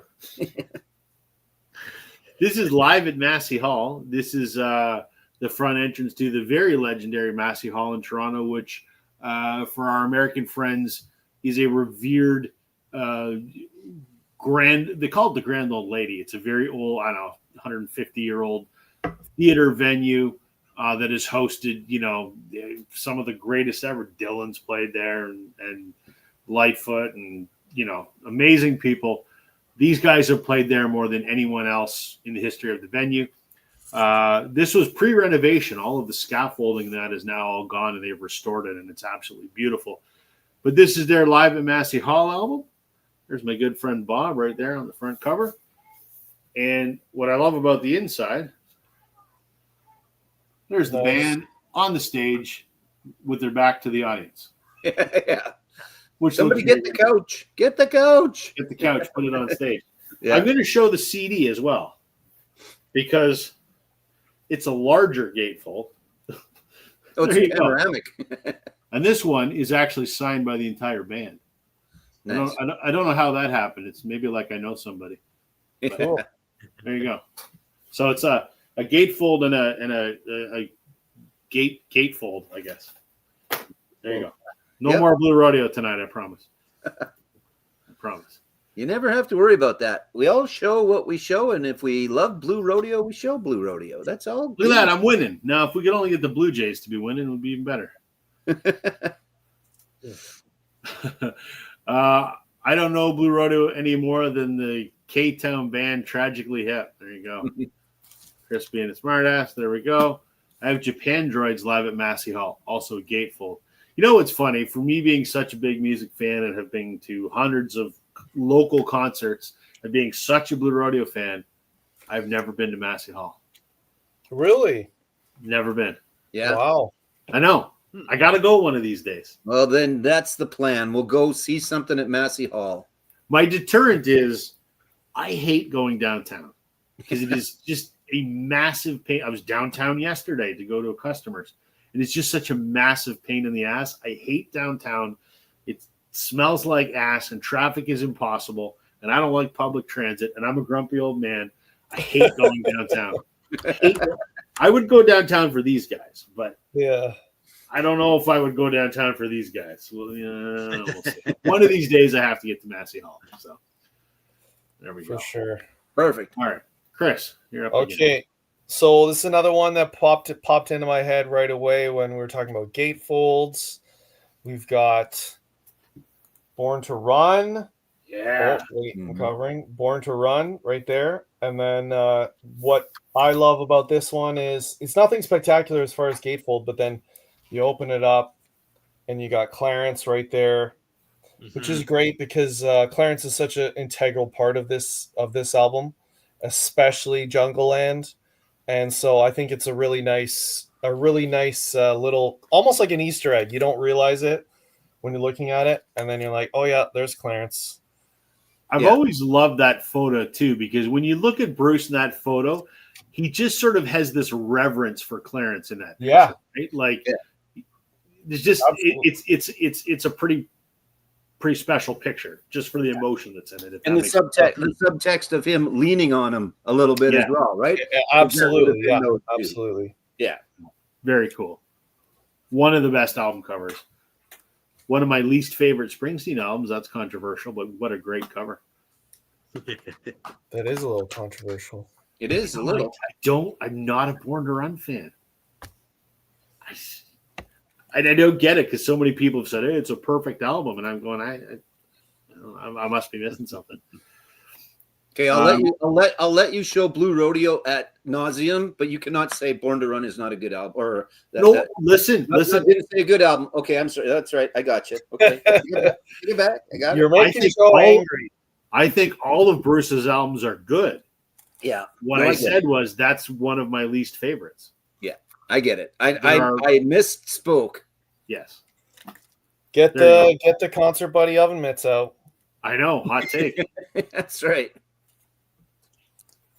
Okay. Richard's giving me shit for not going to Massey Hall. Would be like him not going to Red Rocks. I know. We're all friends here. This is a support group, and I've confessed my sins, and you guys are supposed to support me emotionally. I've been to Red Rocks. Have you? I didn't see a show there, but I've been there, and like I drove past it, stopped in, and like walked around and stuff. It's really cool. I bet. I would put that in the pantheon of places you need to go. Right? There's Red Rocks for sure, which I haven't been to. I haven't been to any of these places either. Massey Hall, like the whiskey in Los Angeles, for that ilk of that, that place, and not just the hair metal stuff, but just the whiskey in general, right? Madison Square Gardens. Everybody talks about seeing something in Madison Square Gardens. I would have loved to have seen Billy there. Would have been the perfect place to do it because that's where you see Billy Joel. But anyway, there's just some classic. I'm just wondering if Trevor from Flat and Spun is still here. What his thoughts are on going to a Cobo Hall one? Because I was in Cobo in Detroit, saw 30 Seconds to Mars open up for Incubus, which I can't stand Incubus, but that's when I was first dating my wife, and I didn't want her to go to Detroit by herself because you know what kind of a city that is. But I wanted to feel like a man. Yeah, well, and pizza. Cobo Hall was kind of a neat place, so I was just curious if Trevor's still here, what his thoughts are on that. Trevor's probably gone to bed. Yeah, probably. Mm-hmm. Probably. Yeah. Right. Daryl, am I right? Yeah. Yeah. Woo, I'm on a roll, fellas. I haven't screwed it up yet. All right, Joe, here we go. Speaking of macabre, okay. I got a rap album I'm going to show. I don't usually show rap because I don't have much of it in my collection, but my dad loved this rap group. I have no idea why, because of the stuff that they promoted. My mother couldn't stand them. But that would be Cypress Hill and their Black Sunday album. So that's a pretty macabre looking album. Yep. And then you open it up. So that's just the cover. And then of course it's got the black skull and all that there on there. And of course, everything that's on this album has to do with smoking weed and doing drugs and everything. The inside of it, nothing special, right? You got the band's logo and all that kind of stuff. But what fascinated me about this, and I had this on CD, is just their justification with 18 to 20 reasons why marijuana should have been legalized in the United States of America. Everything from cannabis and hemp are the same. Hemp is nature's perfect food.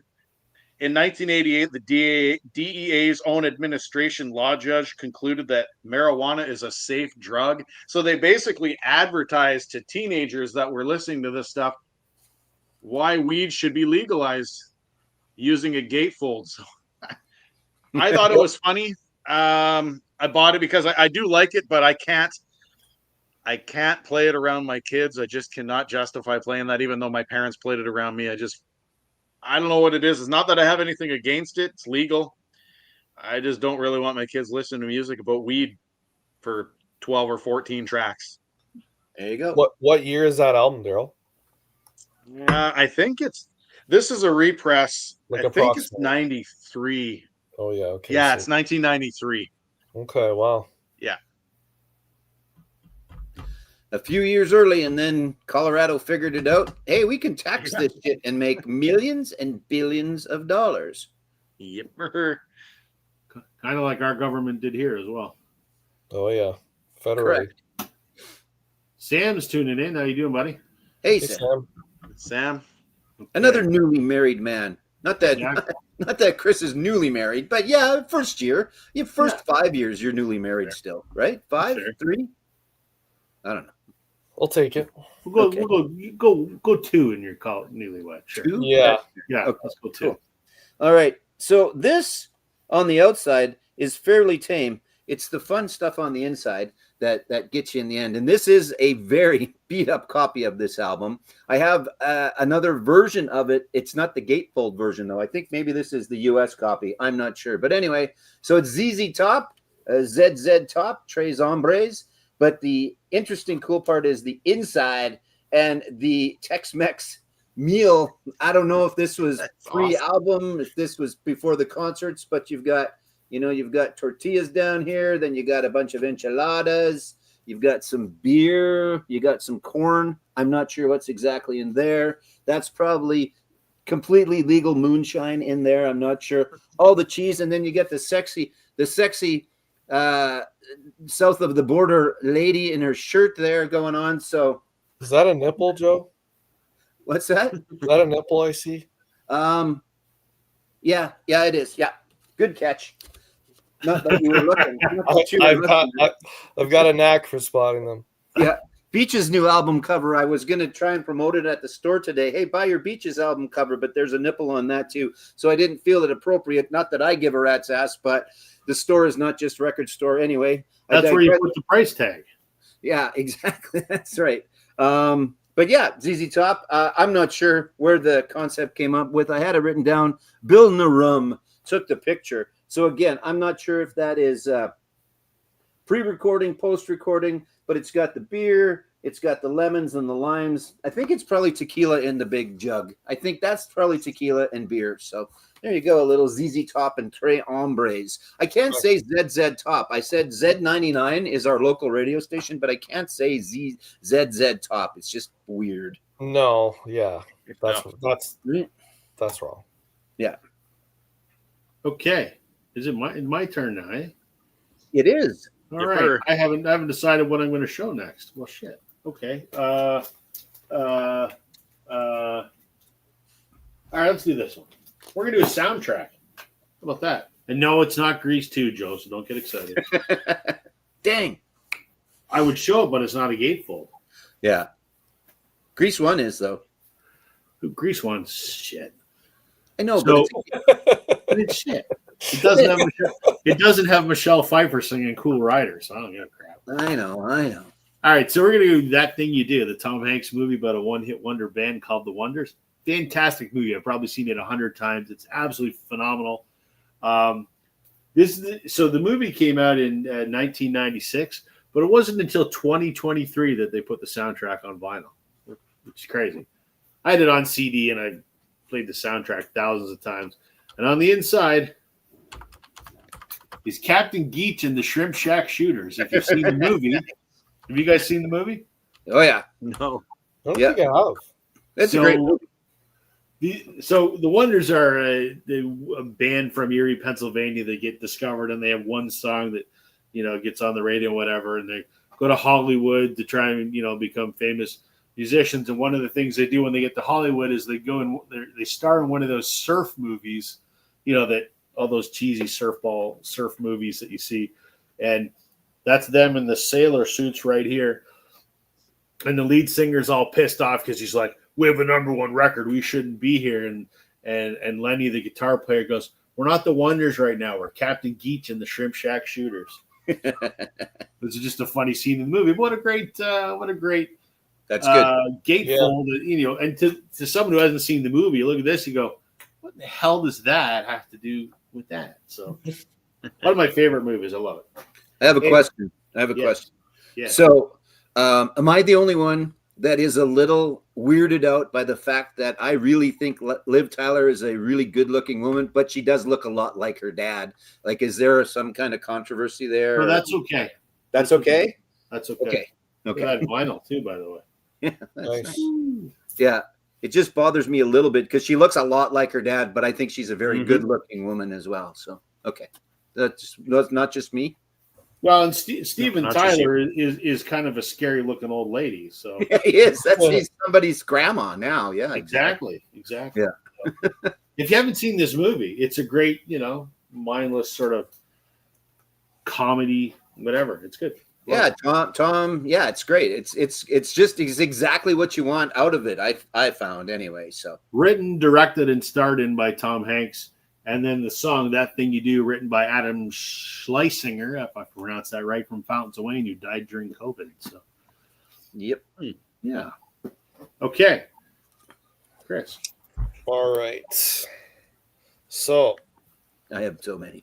I wasn't going to select this album because the gatefold isn't anything spectacular, but then I noticed something on it, and it kind of just hit me in the right spot, so I thought I would show it. So the album is Bob Seger Greatest Hits and the Silver Bullet Band, and on the back cover is just like that's his son playing on a fence, and so you're like, okay, nothing really spectacular here. But then on the inner is all the band members with their kids. Oh, cool! And they show all the names of all the kids. And for me, like when I think of Bob Seger, I think of my dad, because I remember like going to hockey practice and my dad would be playing his Bob Seger CD. And just like I always associated Seger with my dad. And then I got to see Bob Seger with my dad in Toronto about 10 years ago. It was a really great show and just a really good memory with my dad. So, yeah, wanted to show that. It just hit me right in the feels, as they say, you know? Yeah, for sure. That's good. And good night, Chris, if you're still kind of around. And look, it's John. But yeah, we that's cool. I don't know if I have that. I have a lot of Bob Seger. I don't know if I have that one, but that's cool. They put them all in there. That's great. Yeah. Yeah, no, that's really cool. Yeah. Awesome. Okay, Daryl. Okay. Well, this next pick I chose because I think it's the only female I have in my Gatefold collection tonight. I don't think we've shown any female singers tonight. So No, We're getting why don't we go to a little, I've never shown this actually ever on my channel or on here. Little Diana Ross. And so there you go. A Yep. little bit of sex appeal Diana Ross. But then on the inside cover, there you go. Even more so. Hey, now. Even more so. So I figured I would show at least one gatefold with some sex appeal tonight, just because. And not to mention, this is actually not that bad of an album. The big track off of this one was, what is it? I'm Coming Out is the big one that's on here. So I don't think we talk about Diana Ross all that much. One of the original Probably more divas. popular when she was with the Supremes and stuff like that, which is fantastic Motown music. I know, Rob, you've talked about some of those girl groups back in the early 60s, and I don't have any Supremes. I really should get some because it's really good stuff. So Diana Ross and and her counterpart, if we're gonna show one of those, well, Lionel Richie, he did the same thing. I like hers better. He's not as attractive. I don't know what he's doing on a dancing pole. But that's the Can't Slow Down album. With all the big hits, Can't Slow Down, All Night Long, Hello, Running with the Night. This is like Lionel Richie in a nutshell. So yeah, they could have just put that album on back in the day and just let it play, and it would have, because every song was on the radio anyway. So yeah, it's really kind of funny because Motown did this at the beginning of the '80s with these lengthwise gatefolds with their musicians. Like I said, you got the Diana Ross, and then you got the Lionel Richie. So that's some really neat stuff. I just thought it was quite appealing and colorful, and hey, very nice, beautiful women. There you go. Agreed. Okay. Joe. My turn. Yes, sir. All right.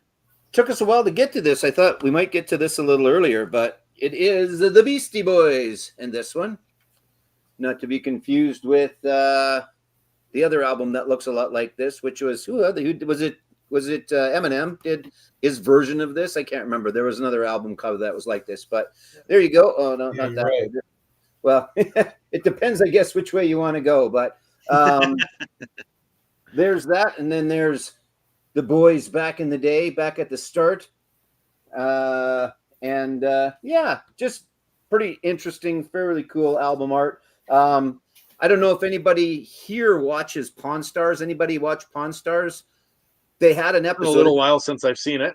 Yeah, they had an episode, and you could probably find it. The guy that did the original artwork for it brought his original concepts in.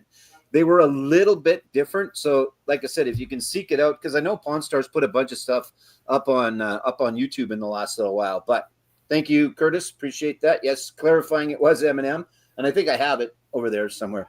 Anyway, he brought on the original artwork, and I'm thinking, oh, Christ, this has to be worth a ton.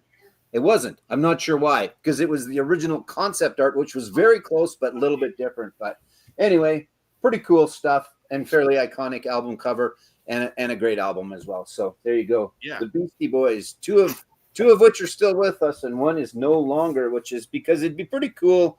I bet that I would think just with the type of music that they made, I bet they'd still be making music in one way, shape, or form. I think they'd fall into that, Yeah. that Green Day category, the Blink 182s of the world that are still making fairly consistent, decent music, where I think the Beastie Boys, the way that they were going, they would have found a way to stay relevant, I think, and probably continue to do some stuff. So, yeah, pretty good. I'm going to slip this now back into its fantastic gatefold, not gatefold, outer sleeve, courtesy of our friends from Vinyl Storage Solutions. I'm not sure why I chose to do it now, but I didn't want to forget. VinylStorageSolutions.ca. You want to go there. You want to place a nice big order. If you have one album or if you have 3,000 albums, get as many inner and outer sleeves as you need to put in each of your albums. As I say that, I have a paper sleeve on this one, but it is a lined paper sleeve. Anyway, Vinyl Storage Solutions. Hey, look, there it is. And then you go and you place your order.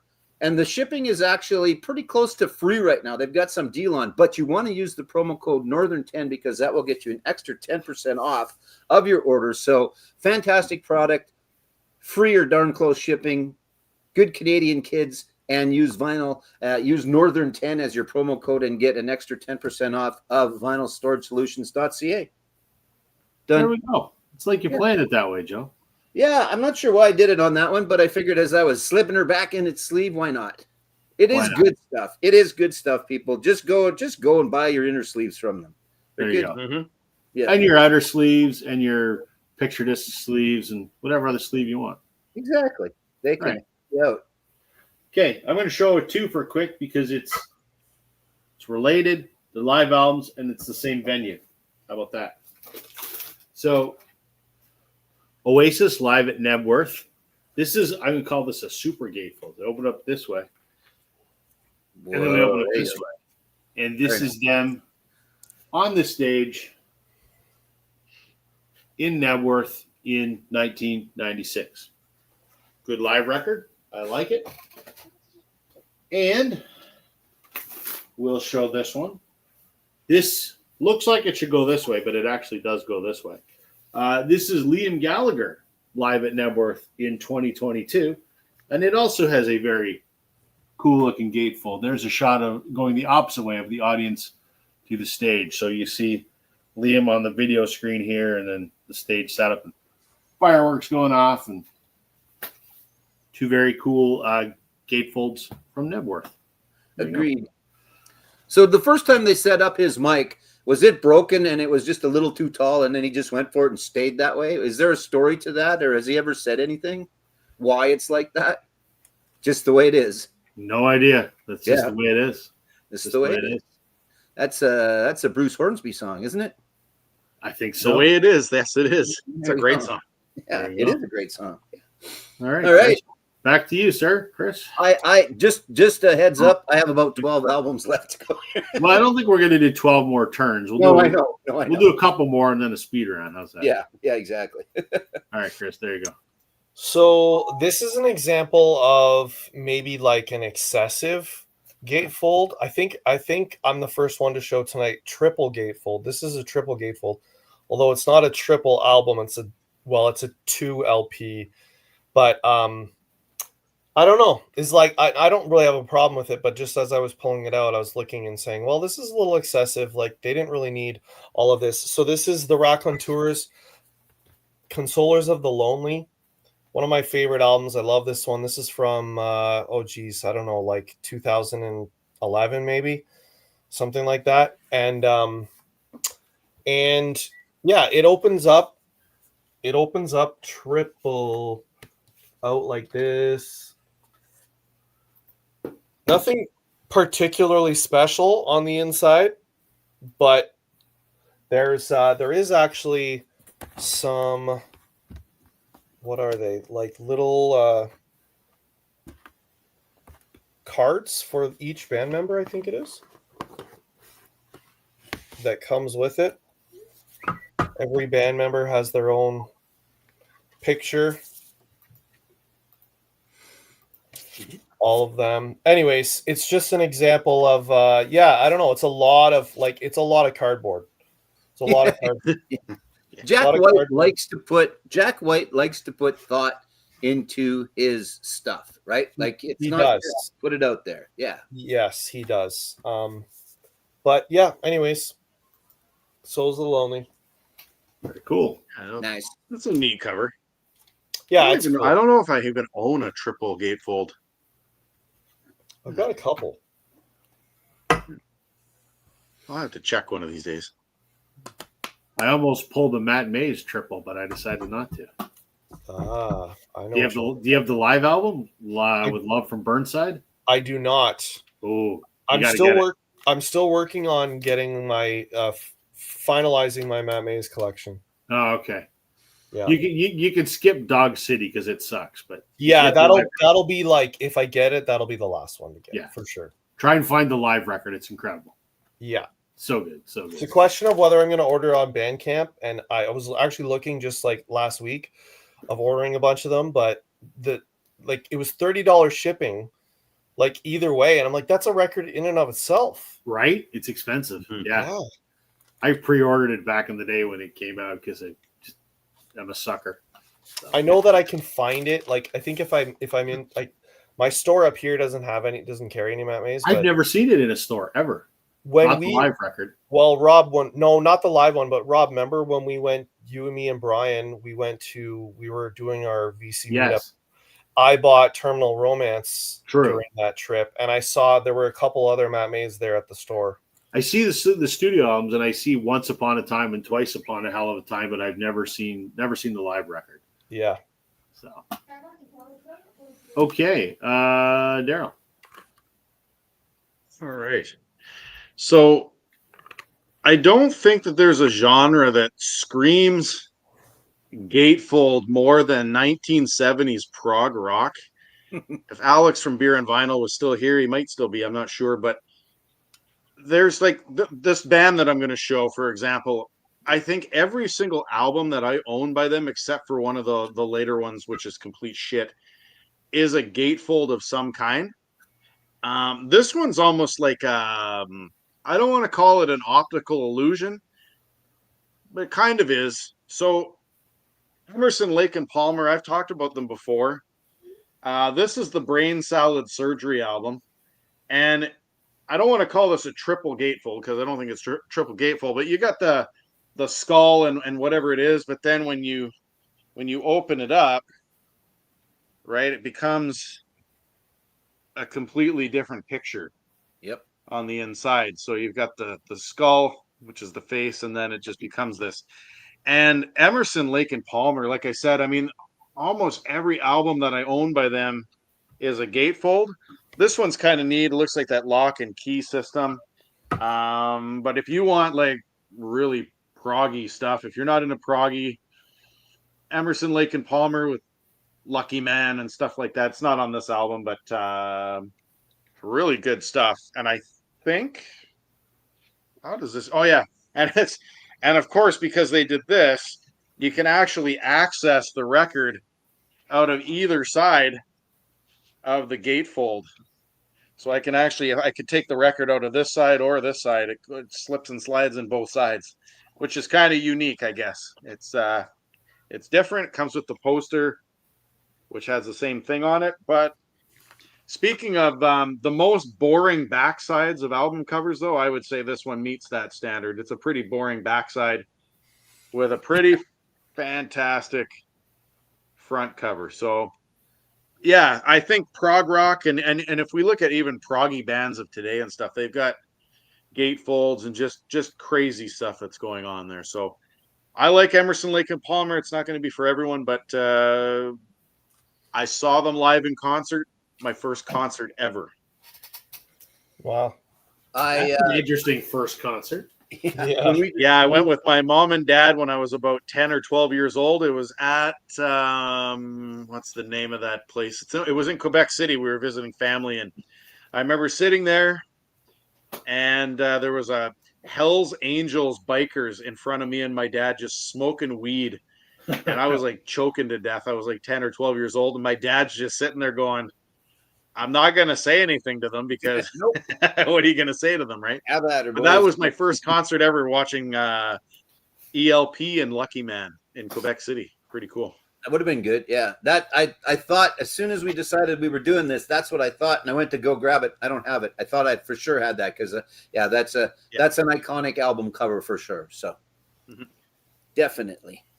All right. I'm not sure if John is still here or not. And this isn't going to count as my turn, but I wanted to show him this. I just picked this up solely based on the fact that it was the last Billy Joel that I did not have, and I was not even aware of it until the documentary. So there you go, John. If you're here, I now own that Billy Joel album. All right, it's taken a while. It's taken an hour and 45 minutes for me to get to these guys, but here they are. So they were always imagery. That was their big thing, whether it was the makeup and everything else.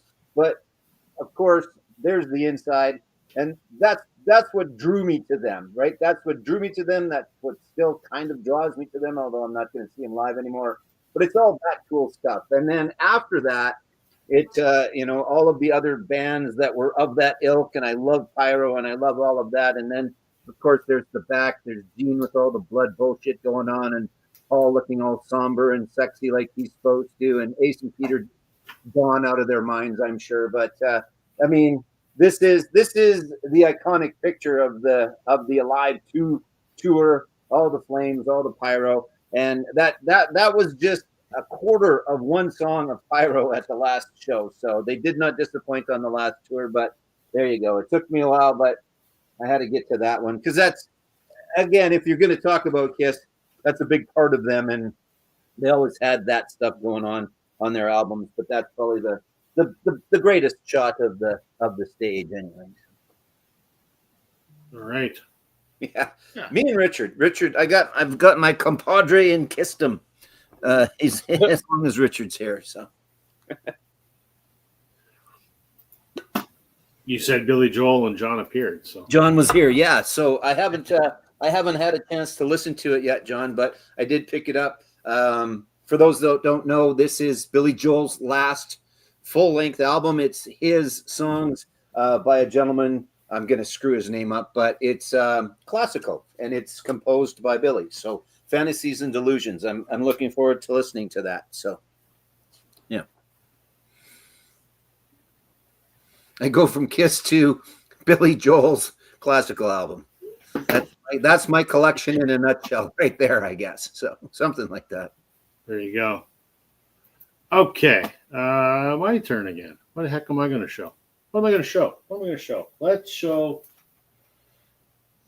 Let's do this one. Why not? Maybe I'll show two. I don't know. We'll see.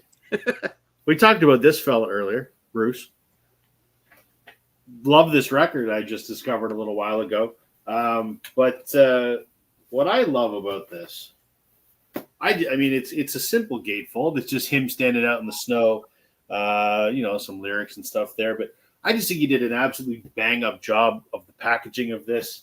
There's a fairly hefty book inside, and there's some cool sleeves that are sort of translucent, and you can kind of see through them, and it makes the snow effect look kind of cool. But I just thought the whole thing looked very, very nice. I hate snow and winter with a passion, but I just thought it was just a great job. There he is standing in the snow again, but just a great job on some nice album artwork. Nothing deeper than that. I'll show one more just because. Why not? Because I didn't have much to say about that one other than I like it. We showed Aerosmith before. How about some Steven Tyler? We're All Somebody from Somewhere. This was his country album. It's not really country. It's not really rock. It's, whatever it is. It's not bad. And I just love, this is Steven with a cigar box guitar and a harmonica. I mean, I guess the thought being, he's trying to be a little more rootsy, right? So yeah. Mm-hmm. Yeah. So it's kind of the different side of Steven Tyler, I guess. You'd see him dressed up in a kind of a suit there and whatever. So it's, thought it was interesting. Nothing deeper than that. I'm still having a hard time picturing Steven Tyler country music. It's not really country. Like it's Steven Tyler with a little less electric guitar. Yeah. Gotcha. Right? I think is probably the best way to put it. It's not like nasally my horse ran away and my dog died kind of stuff. They just threw in a little. Isn't it a little steel pedal instead of guitar in places, and Yeah, that gives it that flavor a little bit, country-ish right? flavor. Yeah. Yeah. I would say it's pop rock with a little bit of country seasoning sprinkled on it. Yeah. So Richard's asking, do I have all of Bruce's vinyl now? No, I don't. I only have so I've got everything up to Tom Joad, except that I'm missing Human Touch. And then I have Letter to You, and then that covers album. So basically anything, sort of 2000 onward, I don't have yet. So we're getting there. I guess we're probably halfway through. It was probably. Yeah. Did you buy them all new, Rob, or any like used? No, most of them are used. Yeah. Most of them are used. So, and I do have the new Nebraska Deluxe whatever on pre-order. So I'm excited about that. And the movie comes out October 24th. It does. Can't wait for that. Yeah. All right, it's 150. It's an hour and 50 minutes in. Let's do a speed round to bring this thing home. So Cool. Show whatever you want to show in somewhat rapid succession. There you go, Chris. Okay. I'm gonna show Daryl showed the polar bear Nanook with the polar bear on it. I'm gonna keep the animal theme going we got Silverchair with the frog. This is Frog Stomp from 1995. This is like a very iconic album for me growing up. My sister was playing it, and I really enjoy this one. It's very it's kind of a little grungy, I guess. And they were young. They were like 15 or 16 when they made this album. But you've got just the frog on the back, but then right here, iconic frog with some band photos there. So that one's really cool. Very just an album that kind of stands out. Next, we've got this is Pink Floyd. What is this called? The Endless Wave. I'm blanking on it's the Endless something River, isn't it? Endless River. That's it. The Endless River. Yeah. And so this has got beautiful. I love this. This artwork is great. Really, really great. And then the back, you've got the boat there that he's kind of abandoned. Sorry, there we go. And this is actually, so a lot of Pink Floyd albums were done by Storm Thorgerson, who was with, what is it? Hypnosis? Yeah. Is that it? Yep.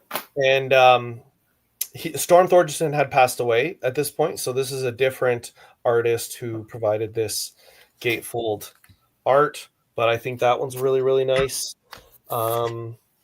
We've got the Moody Blues, To Our Children's Children's Children, and that's great grandchildren for anyone who's keeping track. Anybody doing that? And this is like a guy who's writing on this cave wall. He's making like these, pictographs on the cave wall. And then on the inside, you've got the band inside the cave playing some music with like a fire. And there's also like a bookshelf and a lamp and stuff. Anyways, cool. Just thought that was kind of cool. Like that one. Yeah. And then, and then I want to show this one too. I think this qualifies as gatefold. We've got the band Stage Fright. Oh, Rob's not even here. He can hear you. I bet he can hear you. He gave me this actually, and he VCLT'd this to me. And it's got the outer cover here, the outer sleeve that he was telling me is when you find it in the wild, it usually does not have the outer cover on it. And this is not actually a gatefold here, though. And then the last one I'll show, this is an album that was never really on my radar that much. And then I got it on vinyl. It sounds really, really good. This is an original. Sounds excellent. And just when you listen to all the songs all together, really, really made me appreciate it. Houses of the Holy by Led Zeppelin. That is somewhere in Ireland. I'm not sure exactly the exact place, but really, really fantastic album that really grew on me once. I knew all the songs, but then once you kind of listen to them all in succession together, it's just like, man, this album's great. So Very Well nice. done. Very nice. Well done. Okay. Rob, did you see my stage fright? I did. You heard of it. You heard I it. love it. I Yeah. love it. Okay. Daryl. All right. Well, Richard, if you are still here, which I'm sure you are, this is an iconic one that I showed. I can't remember what show we did this on, but I showed this and I was fidgeting with this one, and you guys showed me how to actually open this via the screen. But Queen's News of the World album, Oh yeah. of course, I didn't realize until you guys told me that it was held up this way. I was fidgeting with it. Tells a story. That's a really cool album cover. Yep. Front and back. So I like Yeah. that one, and it's an excellent album, right? Good songs on there. Going back to Prague, I gotta watch how I do this one though, because this probably out of all the albums I have, the most fragile cover I have. But Gentle Giant, 70s Nice. Prague. We got the giant holding the band members in his hands. Yep. And then of course the weird I guess the look down from the giant on there. So just I really like Gentle Giant. It's not for everyone, but really cool. Back to when I was in Spain. This is just really creepy. This here. I don't know what's going on here, but Yeah, you showed that before. there, but yeah, I've shown this one before. And then on the inside is actually the members of the band, just seemingly to have there's the members of the band, and then they're all looking kind of weird and creepy in that picture there. The inside, and then I will end it with two. One's an original score, and the other one is a soundtrack. So I actually have Rodgers and Hammerstein's Oklahoma. This is nothing special, but the reason I wanted to show it is as a history buff, I've always been fascinated with the fact that on these original scores they got cool historical actual screenshots of the movie and what life would have looked like back in the 20s and 30s. So that's that. And I will finish it off with Harry Nilsson and Ringo Starr's Son of Dracula soundtrack. And when you open it up, it's the Nice. the entire stage of Nice. Dracula. That one's good. Not that the others That's weren't pretty good. Yeah, I cool. like that. Yeah, that one's good. Yeah, that's a pretty neat one. So That's kind of a triple gatefold. Yep. yeah, I guess that would be a triple gatefold for sure. Yeah. Cool. I'll finish it off with that. I thought when you said Prague, and then you said, and this one's pretty fragile, I thought you were going to go with yes. Yeah, so did I. Yeah, I thought that's where you were going. It would have been, oh man, that's good. Because I tried to pull some, and I have a couple, yes, but I don't have as much as I should. And that's another band that really had some fantastic artwork and some great gatefolds as well. So yeah, I thought that's where you were going with that. But no, the actually where the fold is, it's ripping in the middle. So I got to watch how I open that one. get yourself one of them vinyl storage solutions.ca doubles. That'll probably fix it up for you. For sure. Yeah. And just never take it out again. So Yeah. all right. Me, I guess, eh? So let's do this quick. I got a few, and if you pull them, you show them. So I'll do it quick, and I won't talk about them much. But I like, if I had a type, I would say Spanish Girls are one of my favorites. So that does it for me. Day of the Dead stuff, Spanish Girl with a gun. If she doesn't have a guitar, she has a gun. I like that. But The Offspring, they've always got some cool stuff. Americana is a great album cover. There wasn't much to the gatefold, so I didn't pull that one. But again, they've always done a nice job with all of their packaging. I like The Offspring. Put that one back later. This one's cool. I'm not sure how familiar you guys are with Dinosaur Jr., but they've got some fantastic. They're another band that's actually fairly consistent with their artwork that have done a nice job. And the guy's name, where is it? I wrote it down because I didn't want to forget. And then I didn't write it down. No, there it is. Mark Sputsta, Spusta. So that's his style. And it continues on. on the inside, and very cool. And yeah, really good stuff. Kind of that almost futuristic, kind of steampunky a little bit. I guess this part puts me in the mind of steampunk a little bit. So Dinosaur Jr. and Farm. I really thought one of us would get to this, and maybe Rob had it pulled out. But of course, there is. We've talked about Led Zeppelin a little bit with Houses of the Holy. But if you're going to talk about Led Zeppelin, you got to talk about that one, right? So that's fairly I almost grabbed that one. I should have grabbed that one. that one's pretty good. So there you go. There's the outside. What do I got? I got three more. I'll do them quick. I got four more, but again, I'll go quick. I promise. ELO, always good. This one's pretty cool. Again, spaceship stuff, right? And the spaceship landing on the spaceship, and then the interior of said spaceship. So that's pretty classic, cool art. Unfortunately, I think Jeff Lynne is fairly sick. He had to cancel the last ELO show. So I'm not sure if we're going to lose another Wilbury or not. I hope that's not the case, but we'll see. This one, I've shown this before, but I won't do the whole story, but it is fairly cool because if you haven't seen this movie and you are a Godzilla fan, well, if you are a Godzilla fan, you probably saw this movie, but fantastic score to the movie. But one of the best shots of the movie is that one where he's chasing down the boat. So, and then the back looking menacing. It's hard to believe he's a good guy sometimes, but he is a good guy most of the time. And one of my favorites. There's one I don't think I've ever shown before. And we talk about Pink Floyd a lot, but we don't necessarily talk about Syd Barrett of Pink Floyd. This is his album, and it's very, Alice in Wonderland, Looking Glass stuff or whatever, but it's different. It's very different, that's for sure, but it's got some fantastic artwork. And then on the inside, there's Syd looking not so crazy, and then some more fantastic artwork with the feather trees and stuff. So that one's is that cool. The Madcap Laughs? Is that the one? Yeah. Or this is an introduction to this one actually. So yeah, I'll put that away later. And the last one is we talked about dual folds. We talked about triple gatefolds. How about this one? I'm not sure if you guys are familiar with Black Moses by Chef, otherwise known as Isaac Hayes. But here you go. You got that, which then does that. Wow. I'm not sure if I'm going to be able to get far enough back or not, but wow. And then wow.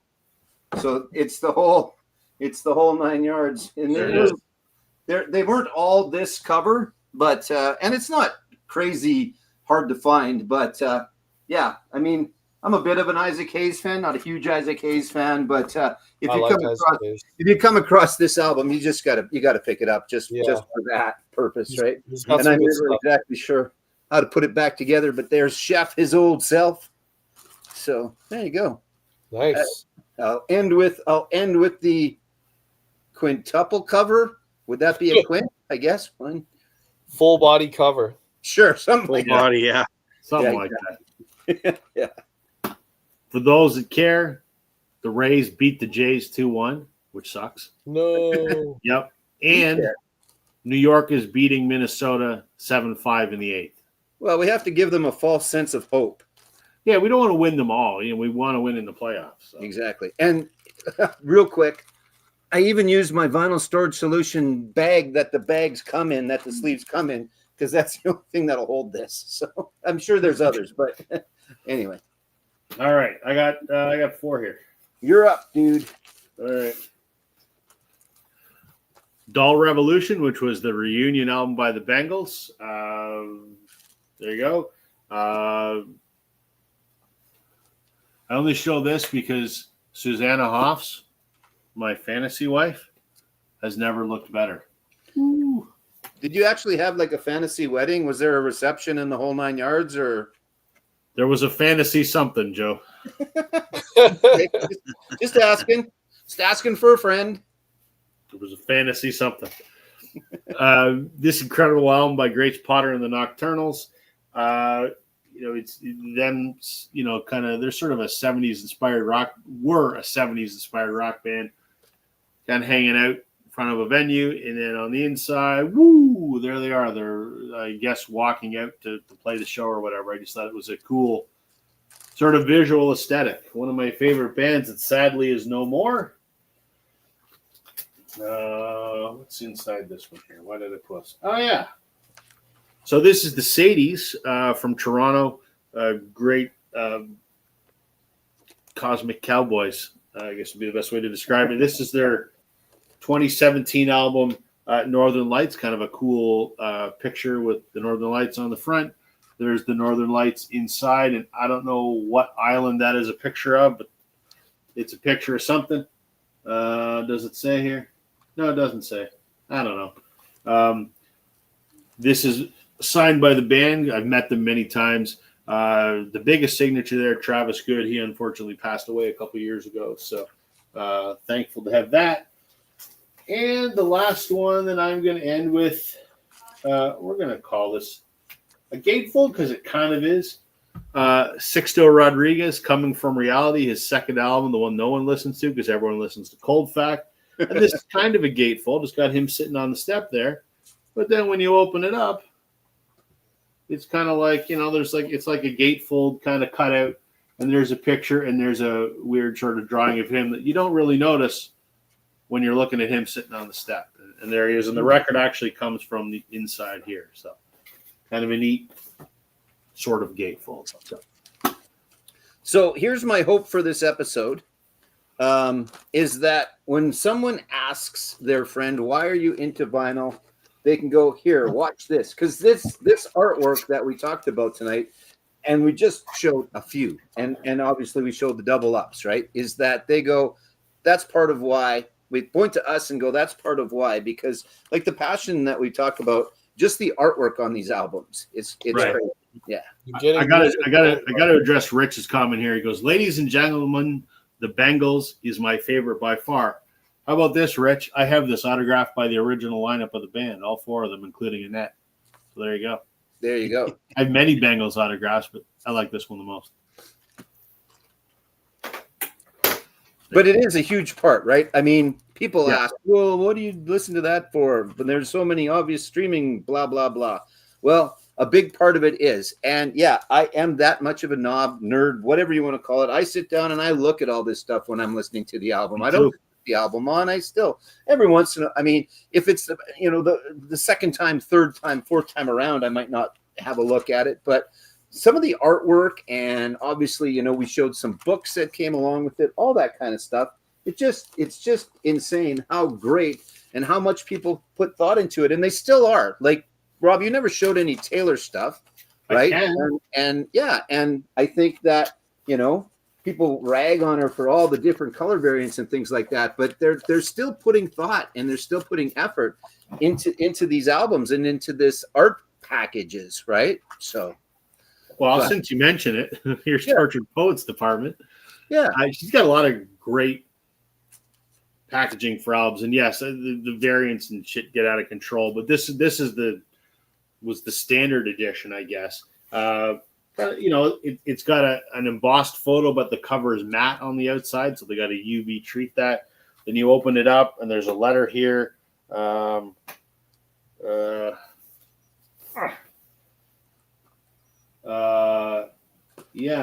About some stuff. And then, kind of in the same vein as Magical Mystery Tour, they had a book on the inside. This has a book on the inside that is attached, and you can't take it out. It's attached to the album, and all the lyrics are there, and they're all handwritten. And there's a letter there from Stevie Nicks. So, and then you got nice sleeves that match it. So yeah, say what you want about her music, she does a great job of packaging her artwork. So. And lots of art. I mean, we're paying $50, $40, $50, $60 an album. So at least some of these artists are realizing, we should give them a little bit more, right? There's still lots that just throw it out and put it away and away you go. So, it's nice to see an artist like that. And I mean, obviously we showed a bunch of older stuff, but there are lots of current artists that are putting some effort and some thought into their packaging and their artwork and stuff. So it's cool. I think that's part of also, Joe, why a lot of young people are getting into vinyl, because There are, yeah, these extensive gatefold packages and like Rob was just showing, like booklets and posters and everything from a lot of modern artists. Yeah. Mhm. Yeah, it's good. And it's nice to see. And then, you know, some are still making controversial album covers as well, which is also kind of cool to see, like Sabrina Carpenter's new one, right? And it's things Mhm, like mhm. that, you know. And yeah, that's marketing ploy, but they've all been marketing ploys from the start of time, right? Yeah. So Yeah. how many albums got made where there was a good looking girl on the cover and it was just, you know, elevator music on the inside, but oh man, I gotta buy that. Look, if she listens to this, I gotta listen to it too. So, and that's a whole genre, right? And there's guys that collect that stuff where I don't know if they necessarily care what's on the inside, but they collect the sexy art of the girls on the cover and stuff like that. So Rich, are you asking for my ladies and gentlemen signed bangles? Would it kill you to know that I have 2 copies autographed by the band, and I also have right there. You can see that CD right there. That's "Sweetheart of the Sun," their last album, signed by the band as well. Huge Bengals fan, man. No, I'm not going to read any Taylor Swift lyrics, but I could. yeah. And no, you cannot buy my album from me. I have a signed album by Big Rack. There you go. Anyway, Nice. yeah. I saw that in the background, Joe. I wanted to ask you. So, like, I love that album, and I really want to get it, but the problem is, it's not the full album. Nope, it's not. I know. There's like I don't 2 know or why. 3 songs omitted. Yeah, I'm not sure. Yeah, the CD's got at least 2 or 3 more on it. I can't remember what they omitted from it, and I don't know why. Unless they're going to do some record store day deal, and it's going to have everything. But why not do that from the start? I don't understand. Does that copy have overemphasizing on it? Yep, it does. Yep. Oh, that's good. I love that song. Yeah, such a great album. Good band. So yeah, They haven't released enough of their stuff on vinyl though. It's kind of frustrating. no, there's a little bit. I've also got not that we're not done, but I've got that one too, which is pretty decent. Yeah, as well. I have that one as well. Yeah, I like that. So it just happens to be there. Okay, I'll shut up. Man, I'm just yappy tonight, eh? Sorry. It's all good. All right. Well, you were well after the 2-hour mark. We'll do what we always do, go around the horn. If you want to mention about your channel and anything you got going on, any videos you want to talk about, Chris, what's up now that you're back and pumping out videos? Just, I mentioned off the top, just kind of catching up on a lot of albums that I've purchased in the last little while, or I've got a flurry of albums coming in. So I've got 3 vinyl finds currently on my channel that I've released in the last week or so. So those are definitely worth checking out. I had my cousin gave me a bunch of records, like a big, like 30, 35 records. My video I made yesterday is just me going through that box or that bag and showing all the records that I got. So I got those for completely free.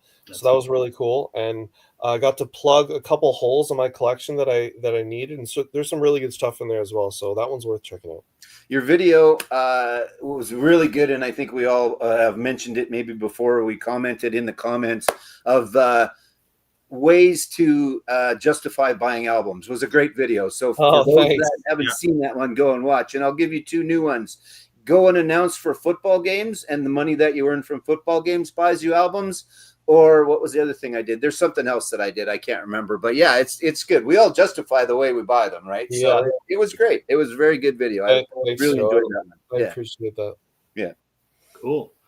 Daryl, you got a few videos out. What's going on your channel?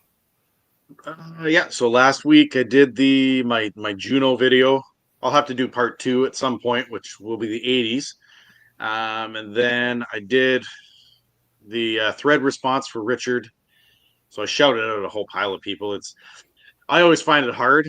Don't want to leave anybody unattended, but kind of just shouted out the whole VC. Here. You've all inspired me. There you go.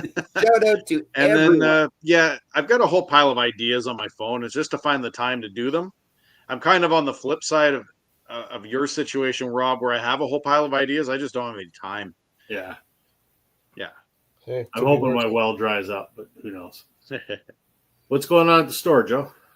Store's good. Like I said, we're open this Saturday, and other than that, it's still just plugging along. It's not crazy, but it's still doing exactly what we wanted it to do. And I got to go look at another collection on Friday. So time for another I don't know if I want another big collection. Of course I do, but it's not just the buying the big collection. It's the buying the storage that goes along with it and the cleaning supplies and the inner and the outer sleeves, which we get from vinylstoragesolutions.ca. But you also have to have new stock. So we'll see, but maybe we'll sell a ton this weekend and make room for another big collection. So Cool. yeah, and I want to try, and I keep meaning to be on Chris's show. It's not for lack of not wanting to be there, but I will eventually. So Fair enough. yeah. As for me, I'm only doing videos every other week now, and I'm due to have one out this Sunday. I'm thinking, because it's been requested. I'm not kidding. It's been requested 3 or 4 times in the last month or so by people. I might rank albums by a certain band that I talk about a lot. Maybe. Hey, It's been requested, so you got to give people what they want. I don't know. right. That might be the video. I don't know. We'll see. We'll see what happens. What inspiration should strike me tomorrow evening when it's time to sit down and film something. So we'll see. So Perfecto. thank you, gentlemen. Chris, glad you're back, man. It's been a minute, and glad to catch up with you. Thanks for joining us tonight. Thanks for having me, guys. It was a lot of fun. Yeah, You're thanks. welcome anytime, man. To everyone watching in the comments, thanks for joining us tonight. We always love chatting with all of you. And for those that are going to watch this later, thanks for spending a couple hours with us. We will be back next week. Check out Chris at Stylist Meets Vinyl, Joe and Daryl. And I will be back next Wednesday with someone else and something else. And we'll see what that is next week. So thank you, everybody. Have a good night. And we'll see you next time.